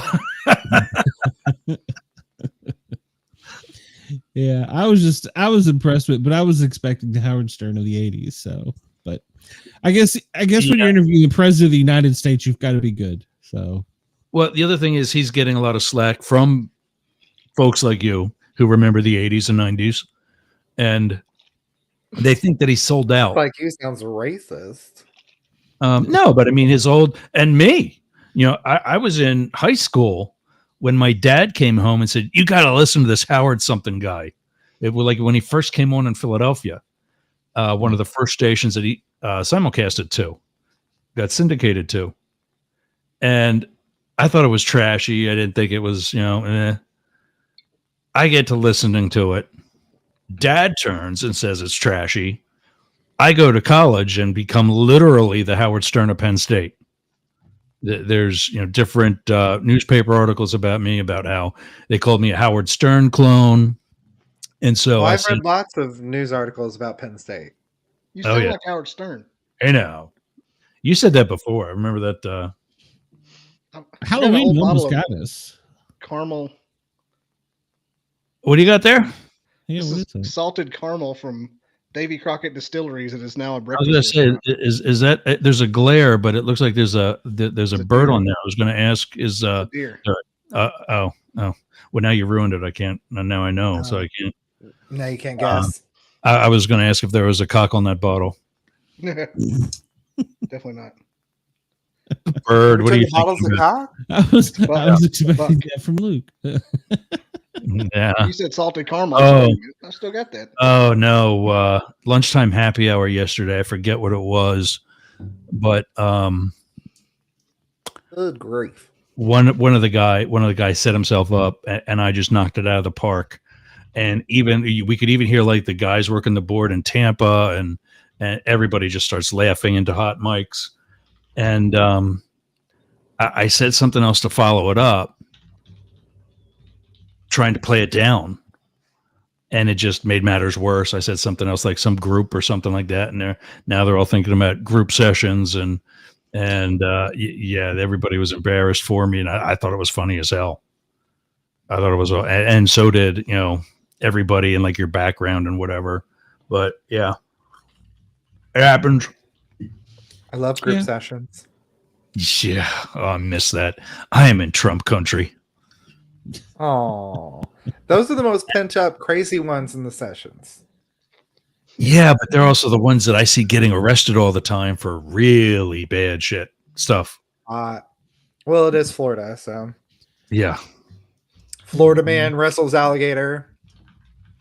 Yeah, usually a lot of the good news, or good weird news stories you get are from Florida. Although I did read one earlier. Wasn't it Florida where the lady was mad that she didn't get something at the Wendy's drive-thru, so she came back around and she threw a baby alligator into the window? Yeah. Wasn't that Florida? Oh my God. That was here in the lovely Gulf Coast. Yep. Love that. Wow. Yep. Yeah, I read earlier this week that a 40-year-old man was in the park and decided he thought it would be a good idea to kick a buffalo in Yellowstone. He was in Yellowstone. So he ran up and kicked a buffalo in the leg. Now, these are 2,000-pound creatures that can probably run about 30 miles an hour. Who can turn on a dime. Yeah. I fed them before. Yeah. So, well, he kicked one in the leg and, well, he got thrown around and chased down. He ended up in the ER. So, Well, I will say this fun fact that Which, I learned. by the way, is not close to anything. Yeah. Sorry, Fun fact that I learned is that we actually don't have buffalo in America. Every single one that we have is a bison, and that they're only called buffalo by people in our country because when the settlers came over, they'd only seen the buffalo in India and they thought it was the same thing, so they called them buffalo, but they're actually different than buffalo. Correct. So America has never had buffalo. We've only had bison. There used to be a big old woman where I worked. We called her the Buffalo. But they called me in prison. Her name was That's- Paula. That's funny. Down home, there's a town called Buffalo, which makes sense because the high school is the Buffalo Bisons.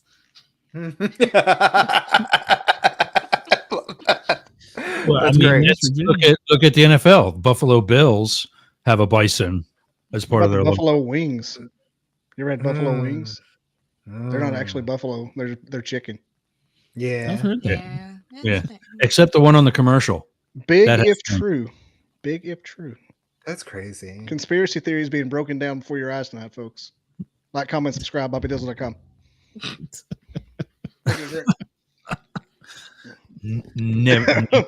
Never a bad time for a shameless plug. Never. I just want to Never. get canceled. Yeah. You've already You know, had Howard people Stern. asking us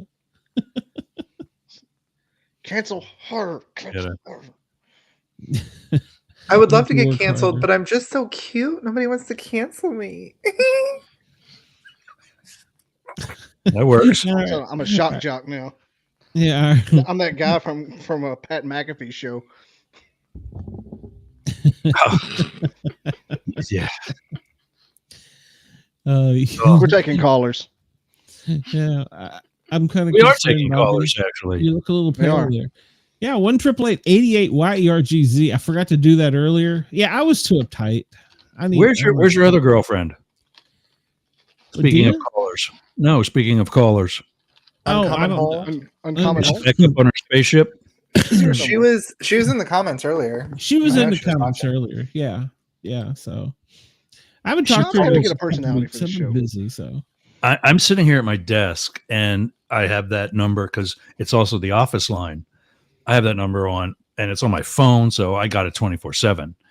Let's just say she puts that to good use. The 24/7. Oh God. Do we need to start charging her? This is therapy here. Yeah. Let's make some money. We did start an intervention, so yeah. Oh, I know. Glenn told me that he's like, yeah. Can you slow down? I think she's wanting to be one of those success stories where she started as like Ralph, the hairdresser. She started as a caller, then came by the studio once, and then all of a sudden they become friends for life. She becomes a cast member. That's what I'm hoping happens to me in Saturday Night Live. Next time she calls, her, hit us with the Baba Booey, Baba Booey, Baba Booey. Yeah. Except for Luke, that stay away order kind of gets in the way of that. I know. Shouldn't have got Me so and close Colin to Shane Jost. Gillis. No, it was Colin Jost. I just can't stay away. Me and Scarlett had to fight. That Black Widow's going to get you. She can kick. Oh, she did. She did. Seen her do it.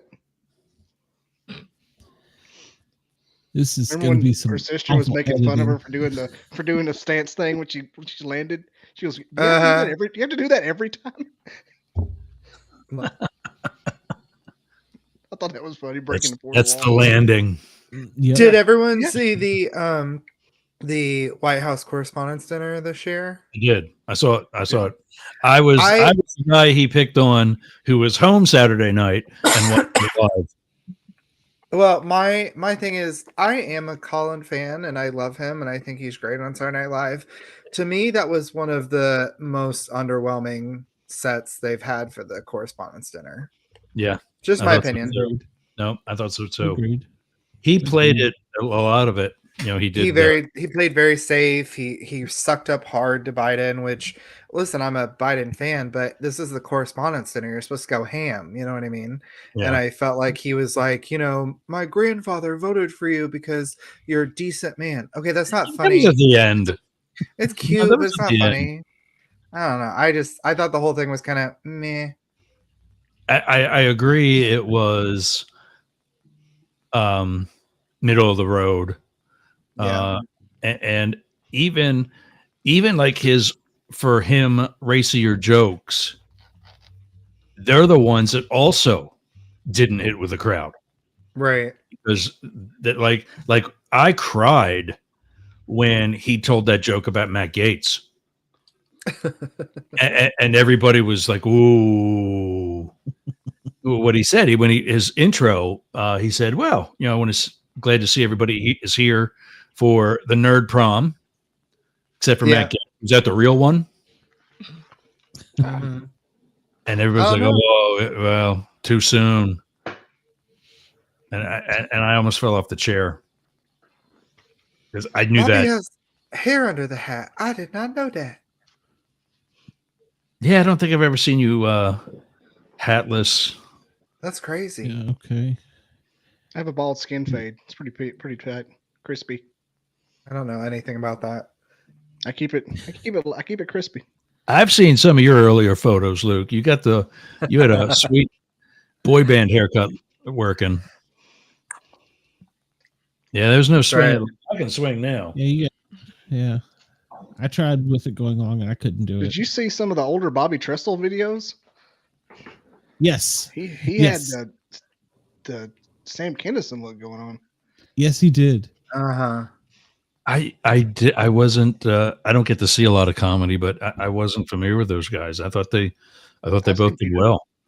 Kevin said Bobby has cornrows, actually. I've been in jail.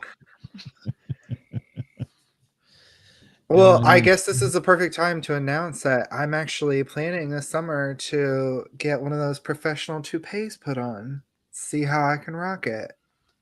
Sweet. I'm going to try it. Really? Are you serious, or am I? Yeah, I'm being dead serious. Oh wow! Yeah. What color hair? Well, I'm naturally blonde, so I was looking at like a ashy brown or like a Rick dirty James. blonde kind of thing. But Jerry. Did you? I'll probably just pop a should- huge afro. Yep. Did you actually lose it, or did you lose it because you shave it frequently? It's there. I am just very thin on top. So Okay. I have tons of hair on the sides and the back. I just shave it every couple days because when it does fill in, it's just the top is You don't very want to have thin the and you Q-tip can look. see through it. Yeah. Yeah. Yeah, And you so don't I want was to finally like, it was just kind of, I originally, when it was getting thinner and thinner, I started using this powder called kabuki, and it like powders in it, it's magnetic and it clings to your hair so that you can't see through it. Kind of like the spray.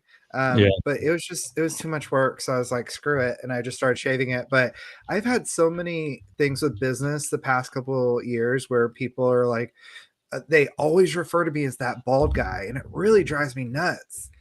Like, I don't know why. I just hate it. They're like, oh yeah, that bald guy.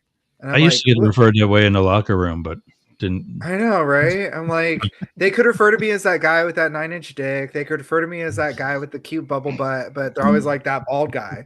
So I feel like if I get hair back on my head, they'll focus on the positive features. You know what I mean?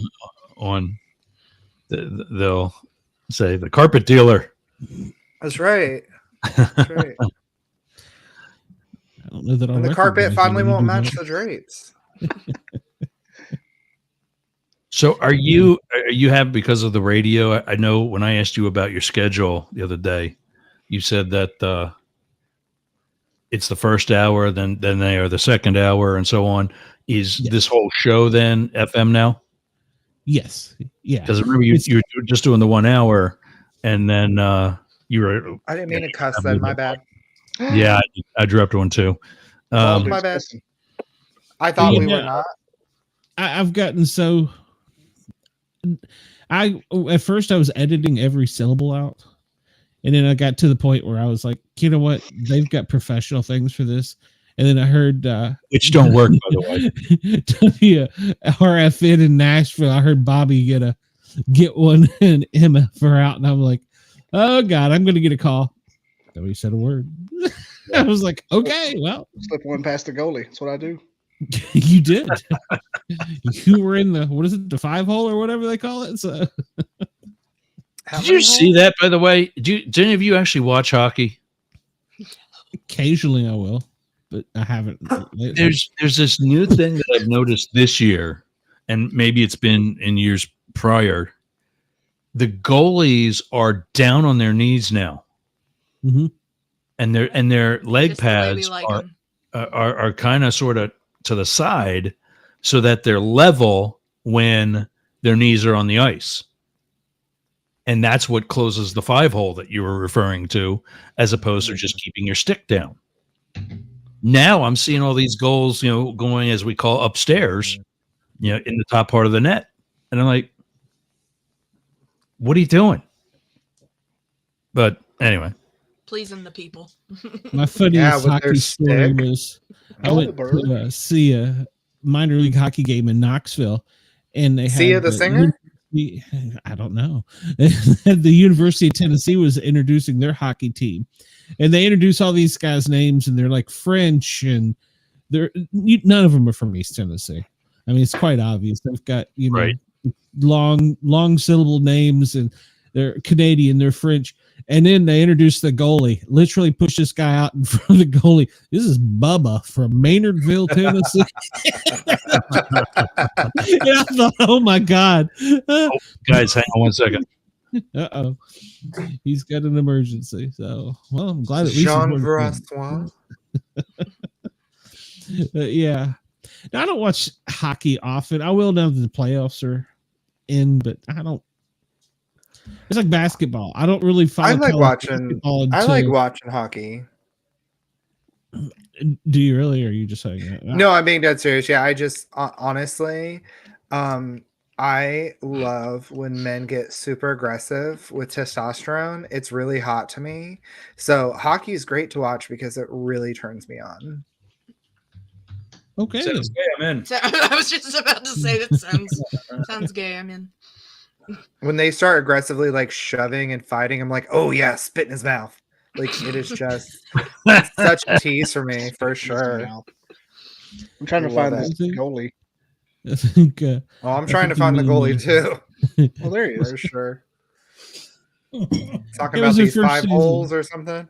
I'm looking for it. Huntsville's a big hockey town because of all the people moving in from God knows where. So we got a big hockey team here, so we go that kind of thing all the time. My high school Where in at? Tennessee has a lacrosse team now, for Christ's sake. Too many of them have moved in. Huntsville's just like Austin, Oh. Texas. My hometown has a boys lacrosse now. Yeah. That's the thing. I My know. nephew played it. My nephew actually played it for a while. But Listen, I just feel like lacrosse is just kind of gay and not in the good way. Yeah. But what about pickleball? Does anybody follow that? Honestly, gay. mom and dad I have no idea what the hell are pickleball like is. in Major League Now, Pickleball or something. Unless you're like we're literally trying to take a bite out of a pickle and then throw it back in the jar, I'm not interested. Yeah, pickleball is what my husband and I play on a Saturday night. Oh.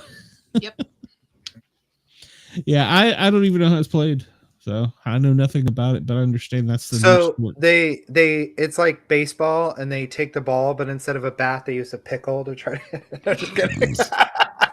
No, it's kind of like it's almost like softball, and then instead of a bat, they have a paddle. So it's kind of like baseball and softball, but they use a paddle instead of a bat. Okay. All right. That's for which one? Pickleball. Okay. So did you see the tennis version of that? No. Oh, Oh, a buddy of mine I was in the Secret Service with sent me a message. Don't This they is- have this like is a amazing. weird shaped tennis racket and the ball is It's smaller some and sort of, it's- I don't know, because your tennis racket is your throwing hand. And to throw the ball, you have to hit it. I think I know. And what you're there's talking about. there's these guys doing double plays. Yeah. These guys got it why do down. straight people got to make everything so complicated? Oh, Y'all are wild. It's I'll the look it up. hormones. Well, hey, you got me. The only sport I compete in is disc golf, so that's about my speed. So Speaking of gay, disc golf. I love getting disc off. yeah, whatever. I told Ross when I come down there, I'm dragging him out that one of the best courses in the country is right in his backyard. So I'm dragging him out there, making him play. I So, love to be in Ross's backyard.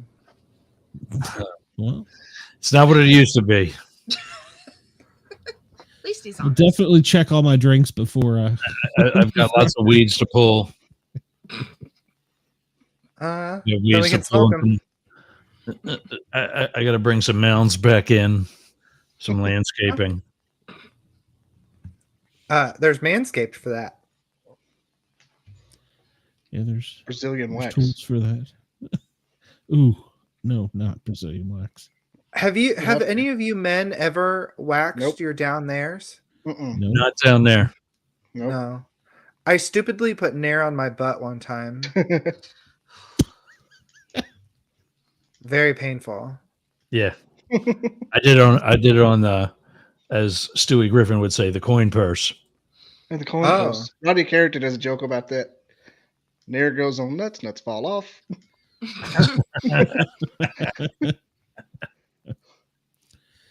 Shay, have you ever had a Brazilian wax? I have not.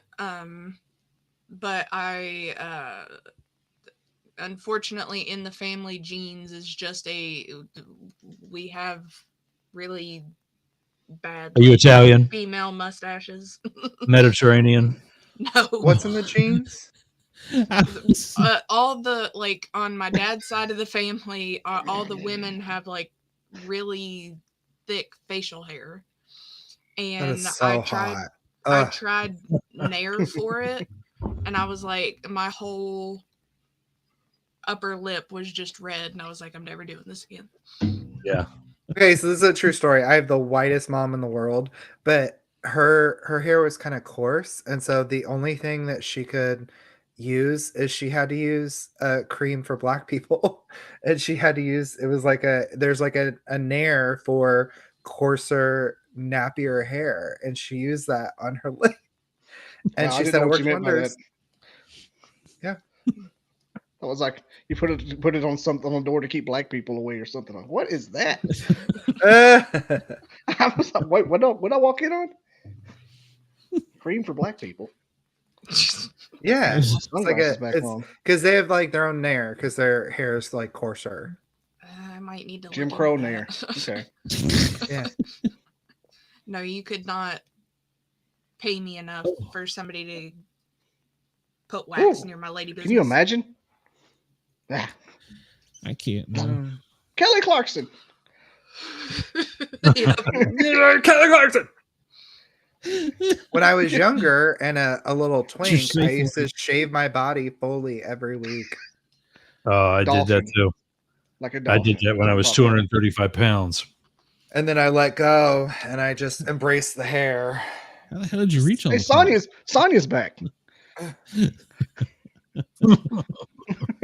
I thought she wasn't here tonight. I thought she was burning. Is that a story? Oh, have we ever answered the question? What was Which that? question? Can what's JT's sidekick? Shelton. Shelton. And Shelton talk while JT's munching? We plead the fifth. So, so the gay guy is confused with that question. Or I should say the other gay guy is confused with that question. That should be kind of a clue as to what I'm referring to. Is this a When straight thing? JT is eating No, tuna, it's- as it were. You I get it. have to spell it out for Luke. Who is- I can Is that definitely when your understand. joke you've got? So, It's So- 2024. Who eats tuna? Albacore. I would say that if his mouth has to Sashimi. move when he's not, then I would say it's probably a no. It's going to be muffled. Speaking of muff, Shelton. Yeah, exactly. That's what we're talking about. Yeah. That actually reminded me of my joke that you told me to bring. Yeah, what was your joke? So this guy is working at the grocery store, and he's putting all sorts of vegetables out, and lady comes up to him and says, "Excuse me, sir, could you tell me if you have any broccoli?"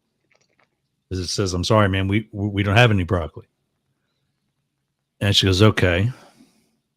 She comes back about 2 or 3 minutes later. Says, "Sir, where is the broccoli?" And we don't have any broccoli. She says, "Okay." She comes back again. You're like really pumping her arms and says, I need to find broccoli. Where is your broccoli? Lady, I told you before, we don't have broccoli.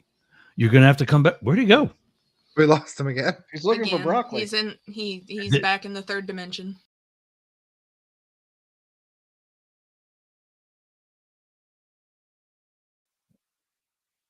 Hello. I can tell you the story. I was This is hilarious. wondering after all Look who was turning you'd around when he like came back. to me. Were you looking for broccoli or what happened there? Where's the broccoli? We didn't find the broccoli. Can you The start the broccoli. story over? Because I kind of got lost. Well, she comes up the third time. We'll start there. Pumping her arms. Looking for broccoli. I need to find broccoli. Where is the broccoli? And the guy says, okay, I'll get you the broccoli, but you have to do something for me. Spell dog as in doggone it. She says D-O-G. Excellent. Spell cat as in catnip. Says thanks and says C-A-T.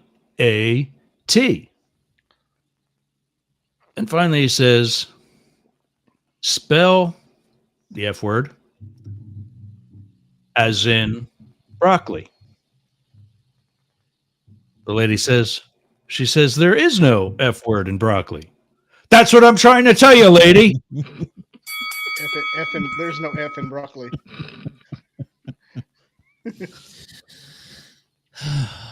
I just heard myself in the kitchen. Did y'all look up that waffling towel joke that he told a while ago? No, I was going to do that. That's a good joke. It sounded awful. That is a fun one. I was going to do Waffle that. pal, is that what it was?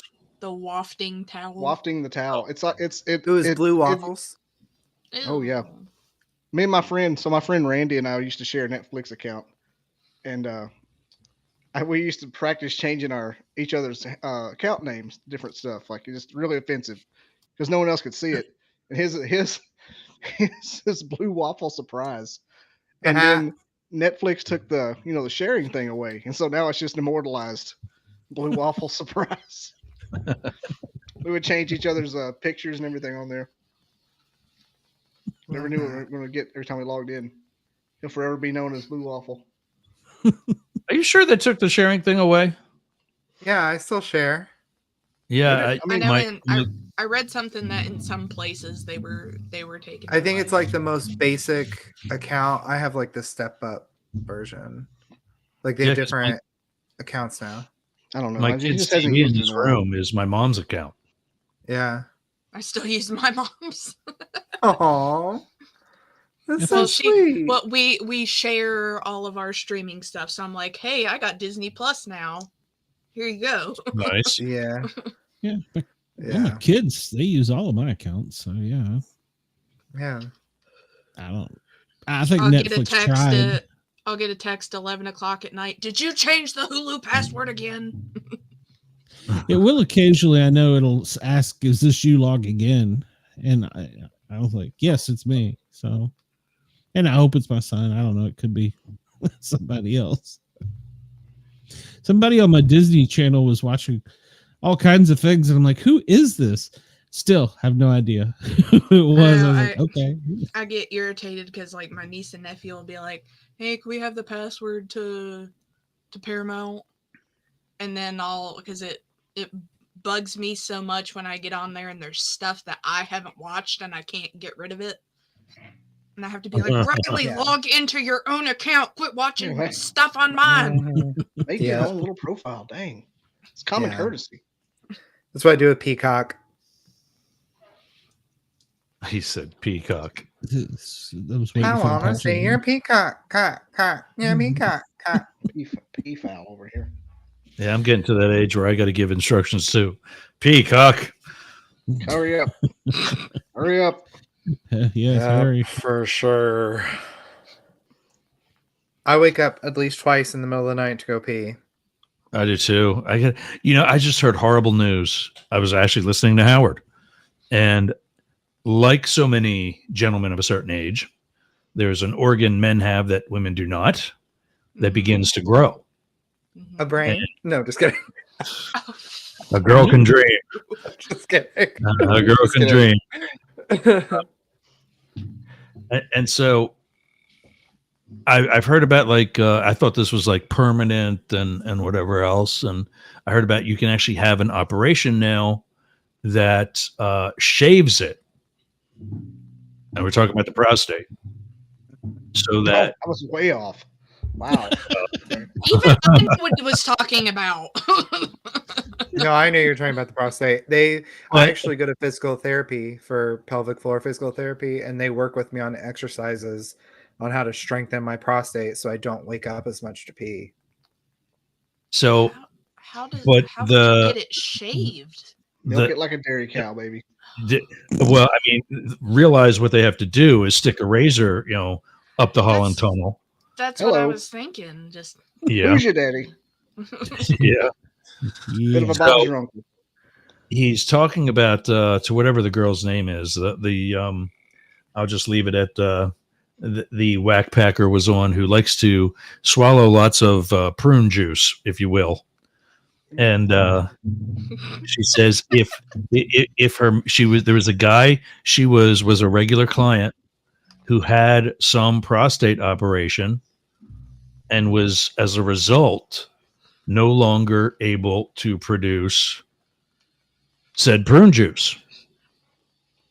And she dropped him like a bad habit. She wouldn't see him anymore, even for professional reasons. You say she wasn't semen anymore? Yeah, well, that too. Actually, he wasn't semen. Oh, So Wait, there's wait. an operation that can do that? yeah, but I don't know why you would want to. Oh, I would. I hate prune juice. I think it's disgusting. I don't like it. I think it's gross. I would love to get rid of it. If I could have it in here, I would. In fact, one time, all right, Thanks for here getting we ready. go. Here we go. Let's test the boundaries. Are we ready? all right. I'm ready. We only got 15 more minutes, baby. You can do this. Well, one time I was on the video phone, we'll say, I bet with you were. another gentleman near and dear to my heart, and To his heart. Okay. we were missing each other, Mhm. and it was earlier in the day, so I'm walking around like I just got out of bed, without the pizza. Correct. Okay. And for those of you wondering, No, we there's know. a very famous Tumblr with me on the side of it and a You pizza. need me to share it That's real it. quick? Nobody's bought me one yet. I'm still waiting for mine. Yeah, speaking of Not which, the where's Warren? Warren, Warren, since he went back to school, he's kind of left us. He's smarter than us. He's in Where did Todd engineering go? school now. We were friends with him, so- Todd. I didn't I know think Warren ever went to school. I think I made Todd mad. So You made me That mad. was that was like 6 months ago, though. I know. yeah, well, he doesn't apparently get over it. So, and the thing was, it wasn't even directed at him. It was directed at Brenda. So I think She he got actually upset doing all right? because he realized we could never be together. she was messaging me earlier, telling me my show was bombing. So That's who it was? that was one of them. Yes. Oh my So- God. And I got like I heard you say that. one, so. I was still in my kitchen when you had the other guys on. And I heard you say that, and I'm like, I know you have to tone certain things down to be on FM, and you're growing that, and you're still using plenty of innuendo. You'll tweak it to the right level. The Oh, yeah. people who are bitching are your old school fans who, like your guests were saying earlier, it's hard to do. I mean, look at the joke I So just told. hard. It would have been so much better if I could have dropped the F-bomb. You could say no Absolutely. effing broccoli, though. That's kind of cool. Yeah, I guess I could have worked it that way. It kind of makes the same point. There's no effing broccoli. What were you talking about? A cup full of prune juice? What was happening? Did we get off that? Seaman. Did. Are we Somebody. getting Oh, into you were the story? you were video. Yeah, you were videoing with some guy Okay. with pizza Yeah, or something. So I'm about to add cream to the coffee, if you will. Shangri-La. And so Look of soy. that's what I did. I Ew. put it into my coffee. It Ugh. is delicious. That's disgusting. I started That's giggling so hard. Hey, look at Shay. This is going to bring down the entire economy of Southern California. You know that, don't you? and he's looking at me like, "What's so funny?" I'm like, "It's delicious." He says, "I'll call you later." I have never in my life tasted any prune juice that was delicious. Never once. You're on the wrong diet. They make supplements for I that. haven't tasted my own. Ugh, I would rather drink bleach, but we'll try that later. for sure. I'm gonna need bleach for my ears after that story. My God. Glenn, if you ever needed to clip something out for TikTok, I think you got your viral clip now. There you go. My best friend said that he loves it so much he wishes he could fill a bathtub with it and just roll around and squish in it. Oh, I hate it. Wow.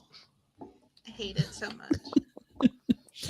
Yeah, I think the Shay, the visuals from Shay alone would get some views out of it. Shay, you don't like prune juice? That is so sexist. It is 2024. Get with the times. That's right. No. Good for you. Oh, I did watch a TikTok the other day of a girl that freaking froze book. it into ice cubes, and she used it to like rub on her face and make like a face mask. And then she took the ice cube and she bit into it. No, Ugh. so Hey, baby. I know that there are health It's frosty. benefits, but I'll get my protein elsewhere. Yeah, I prefer peanut butter. I got a peanut butter story for you too.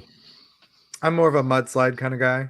Tell them about your is that your Hold on a minute. lie detector test story? Yes. Got another dog. Oh Lord, hold on Aw. a Going second. through something similar to that right now, and so every time I think about it, I think about that story. I'm gonna I'm pull going the through a plug similar for. thing. I'm going through a similar thing that you were going through when that dog thing happened, or that person. Let him Yeah. cut the commercial. Sorry. Yes, yeah, that's what I'm trying to do. So you can Ladies tell and her. gentlemen. Yes, WDJY, RFN. We appreciate it. We will see you next week, and thanks for tuning in. And I'm going to Wait, push a I button and go. Hold on. Wait, Cut people out total? Well, no, this is just for FM. We'll still be going live and everything, but this is my. No, but I key mean, I wanted that to go out on the FM too, though, if I can, the announcement. oh, well, you got a few extra minutes if you hurry. All right. Okay. So Maybe push a button on you. you guys are on Yerg's radio right now. Correct. And within the next couple of weeks, you will be able to simulcast to an additional Yerg's media station called, Luke, you ready for it? I'm ready. Rainbow Ooh. Radio. that Rainbow Radio. That's gay as heck. looks like Yes, that's the Okay. point. Okay, if there are T-shirts made, I need one. We'll get That's the there. gayest thing I've Yes. ever heard him say. We need LeVar Burton. Where's he at? He'd So love Right, we so- are starting an LGBT station with LGBT friendly oriented programming, and Asian the rest people? of the letters. What's that? You said oriented, so there's Asian people? Yeah. Maybe. Wrong orient. Oh, okay. But we realize with the rest of the letters, one of those letters is A for ally, and the Facebook group is LGBTQIA, which stands for LGBT, gay. What's next? Terrestrial. and uncommon knowledge. and Internet Alliance. LG. Oh God damn it! I forgot the B again. The Lesbian, alphabet just Gay keeps getting longer. Broadcasters Terrestrial and Internet Alliance. LGBT QIA. Except the broadcasters isn't real. Well, actually, no, we got some terrestrial people from South Africa and Canada. Canada's There's so Canadians. violent, though. We need to close off the border. When are we going to do that? I know, Worry about the really, border there, because but- everybody's Build always the arrested. wall. Build the So many wall. people are being arrested on suspicion of being Canadian. Build that As wall. they should. Build that wall. Build that wall. Yes. Okay. Well, we will have that, and hopefully you'll allow us to go out on that. We won't be too offensive. I'll tone Yes, Bobby down. so it will be on. You will find it at rainbowradio.gay and rainbowradio.lgbt. I got both of them. I don't really like gay people, though. I need dot gay on the shirt to be even bigger. It'll be the most well decorated studio ever. Yeah, baby. Oh, I love it. Drake. Okay. Sonic. I'm pushing a button. We're going to commercial. This is Mrs. Doubtfire. I never listened to the Sportcat show. No, dear, no.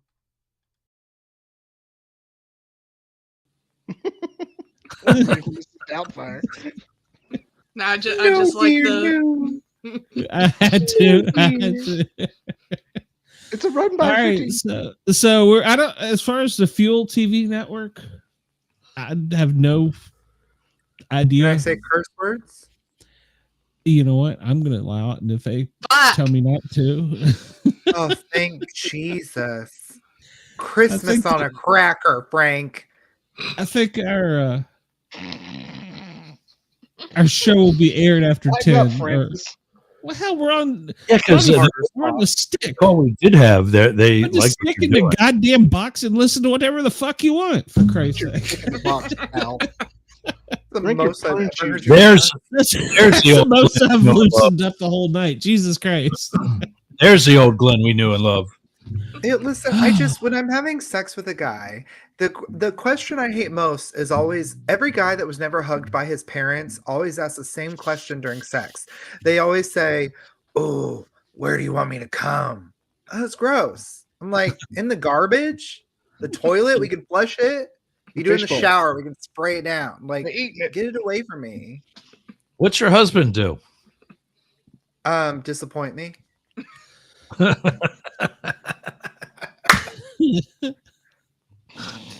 You've been married a long time, haven't you?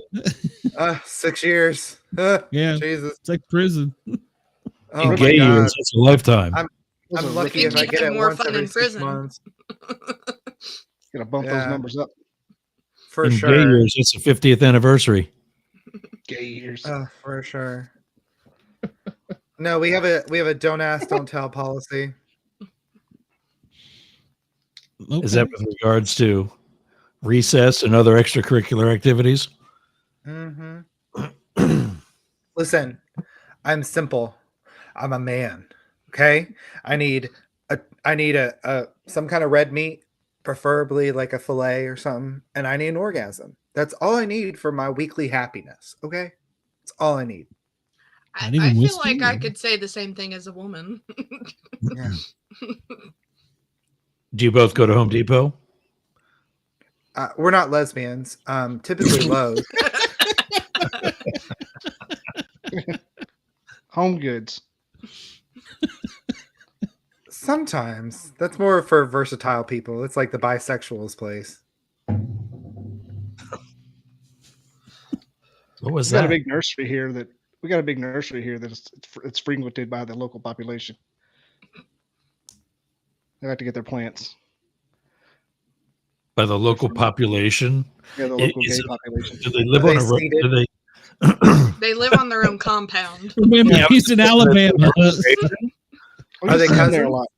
You'll see them there a lot. You're like, oh, look at the lovely couple. That's why I don't like driving through Alabama. I can't tell if they're cousins or a couple. Sometimes Just don't go both. to Alabama. Just don't stop. I will say one time, Yeah, back, roll them up. back in the olden days when I had a Garmin, and Garmin did not predict traffic, it just gave you the street and everything. It took me through the back roads of Alabama to get down to Florida, and it was terrifying. I thought I was gonna die. You're gonna make it. Yeah. You're gonna live. Literally went 45 minutes, and all I saw was one trailer where this baby had like 4 teeth on the side of its face. It was terrifying. That was my house. How dare you? I didn't want to say it, but I was about to. Hopefully Yeah. your kid has had dental work since then. Which one? He's got like 12. I have so Oh many my kids. god. He almost has a full mouth of teeth. Condom. I'm Catholic. I can't wear a condom.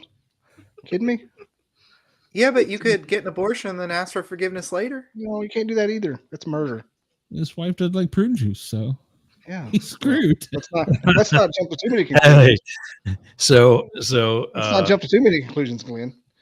Ron Yeah, White. you're assuming they're all his. Yeah. A couple of them sound dark.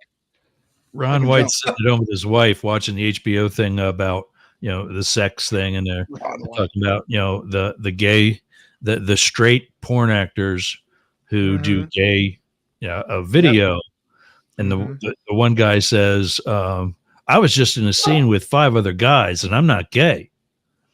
And Ron White's like, Gayer than me. gayer than I am. So talks about how that started his wife off on a conversation about for birth control.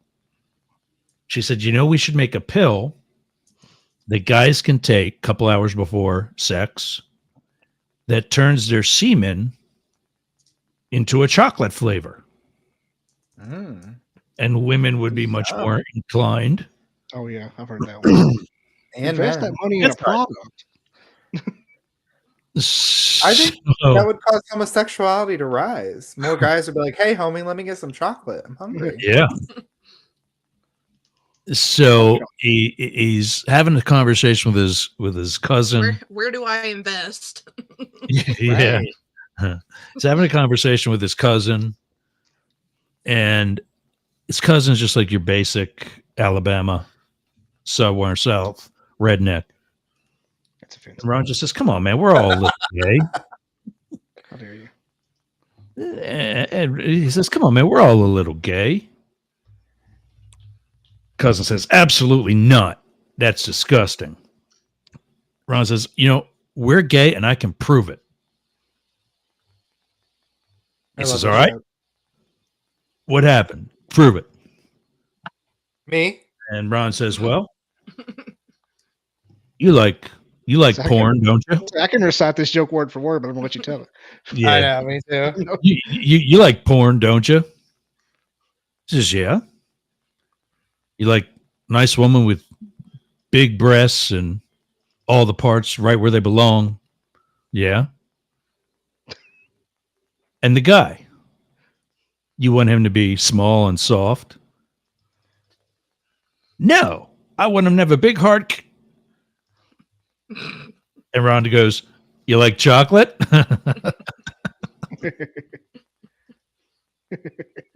Love chocolate. I want to have a hard throbbing. Yep. Yeah. With that one, guys, I've actually got I've got a dog that's chirping in the next room. That's what we call a clue in the law enforcement community. Like I'm gonna have a crime scene if I don't get up out of this chair. You found your stash? Well, if your dog is chirping, you might need to go take care of it. Yeah. Usually chirp. Sure, it's not a parrot. Yeah. He's got to go walk his parrot. Yeah, unfortunately, he doesn't have wings, so he's going to have to get outside some other way. But awesome time. Good show earlier. I don't care what Brenda says. Never really cared what Brenda says. Fuck Brenda. Yeah, exactly. Okay, we're off that. We can. Oh, damn it. We're off what? No, I'm still on your show. I mean, No, that's fine. I'm not worried about that. By the way, you need to do more regular forwarding to me of your edited episodes too. yeah, I got to get in the habit of that. because I'm finally into a rhythm where I can keep that playlist updated as well. Okay. So it's not, I mean, I was playing the one This Week in Outrage by David Beckmeyer and his wife for like 4 months. And yeah, so now he's sending me those too. And everything's got a good rotation. Like for WDJY, I am caught up until next Sunday, with the exception of 2 live shows that still have to be recorded that obviously haven't happened yet. Yeah. And that's Tuesday's show, and with Marcella, that'll air in Atlanta on Thursday, and my Friday show that we record on Friday, that'll start airing in Atlanta on Saturday. So check that all out at yergs.com, everybody. And well, actually, Before we leave, I have a joke for all of you, because the theme was clean jokes. So I want to give you one good clean joke before you go to sleep. I missed that word of my instructions. Sorry about that. Yeah. So three little boys, they go down the street to help this old lady. She has a property with a barn and everything, and she says, "Thanks for coming to help, but whatever you do not go in the barn. Do you understand me? There's going to be terrible consequences." And the little boy said, "Okay, we promise we won't go in the barn." A little while later, they got it in their head. They said, "Man, we got to find out what's in that barn." So that they walk up into that barn, and hanging there on the ceiling are a bunch of dicks hanging from the ceiling. And they're terrified. And the old lady walks in. She said, "I told you not to come in this barn or there's going to be serious consequences." She said, "Now pull them out." She said, she looked at the first little boy. She said, "Okay, what does your daddy do?" He said, "My daddy's a butcher." So she took a knife and she cut his dick off. And she hung it up there on that ceiling. Went to the next little boy. She said, "Hey, what does your daddy do?" He said, "My daddy works with clothes and he's like a seamstress person." So she took scissors and cut his dick off, hanging up there. She gets to the third little boy and he's just laughing and laughing. She said, "What's so funny? Why are you laughing?" He said, "My daddy makes jawbreakers, so you're going to have to suck mine off."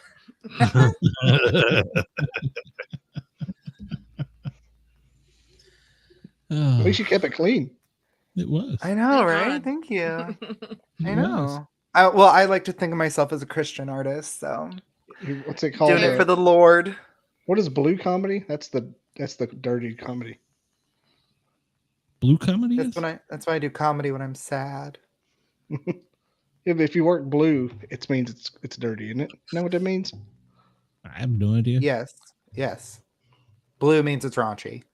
Mm-hmm. I didn't know that. Yeah, like Chappelle and Rogan's blue. Yeah. Fluffy's not blue, but he can be. It's what conservative people say, so they don't have to say raunchy, because raunchy sounds disgusting. Just like the word slot. Why would you make the word slot a word? It just sounds so dirty. You trying to put things in the slot. I know. Hi, Mama. I love your slot. She's asleep. It's too late. She'll watch it on Wake her the YouTube. fuck up. I got church in the morning. Me too. I'll see you down at the potluck. Don't forget to bring your chitlins. Ironically enough, I don't. So I'll be back here again tomorrow. yeah, I was gonna say we got a show we're gonna tape tomorrow. So yeah, Nice. We're gonna get caught up on that, and then next week I was trying to look ahead. I haven't got anybody signed for the Grid and Guardian show yet, so I'm not really sure what I'm doing there yet. But on Wednesday with the Paranormal guys, we have. Hold on, I'm looking it up as we speak. Oh, I should have done this before. We have Sin Schrader as an author and publisher. So from Tennessee, she's Sin's coming on. Yeah, she's written about the ghosts in Tennessee. So yeah, she's the one that wrote that book. Yeah, she's coming on next Wednesday. She wrote that book. I sent you. That's why she's coming. That's right. I'm gonna take. That's my friend. She lives 10 miles from me. Well, you're more than welcome to drop in if you want. So, and then Bring her into the Dizzle Studios. Yeah. She's already been here. I've met her in person. We're friends. I know. Well, you can still drop in. All right, I'm hearing more chirping, gang. All right. Bye. See ya.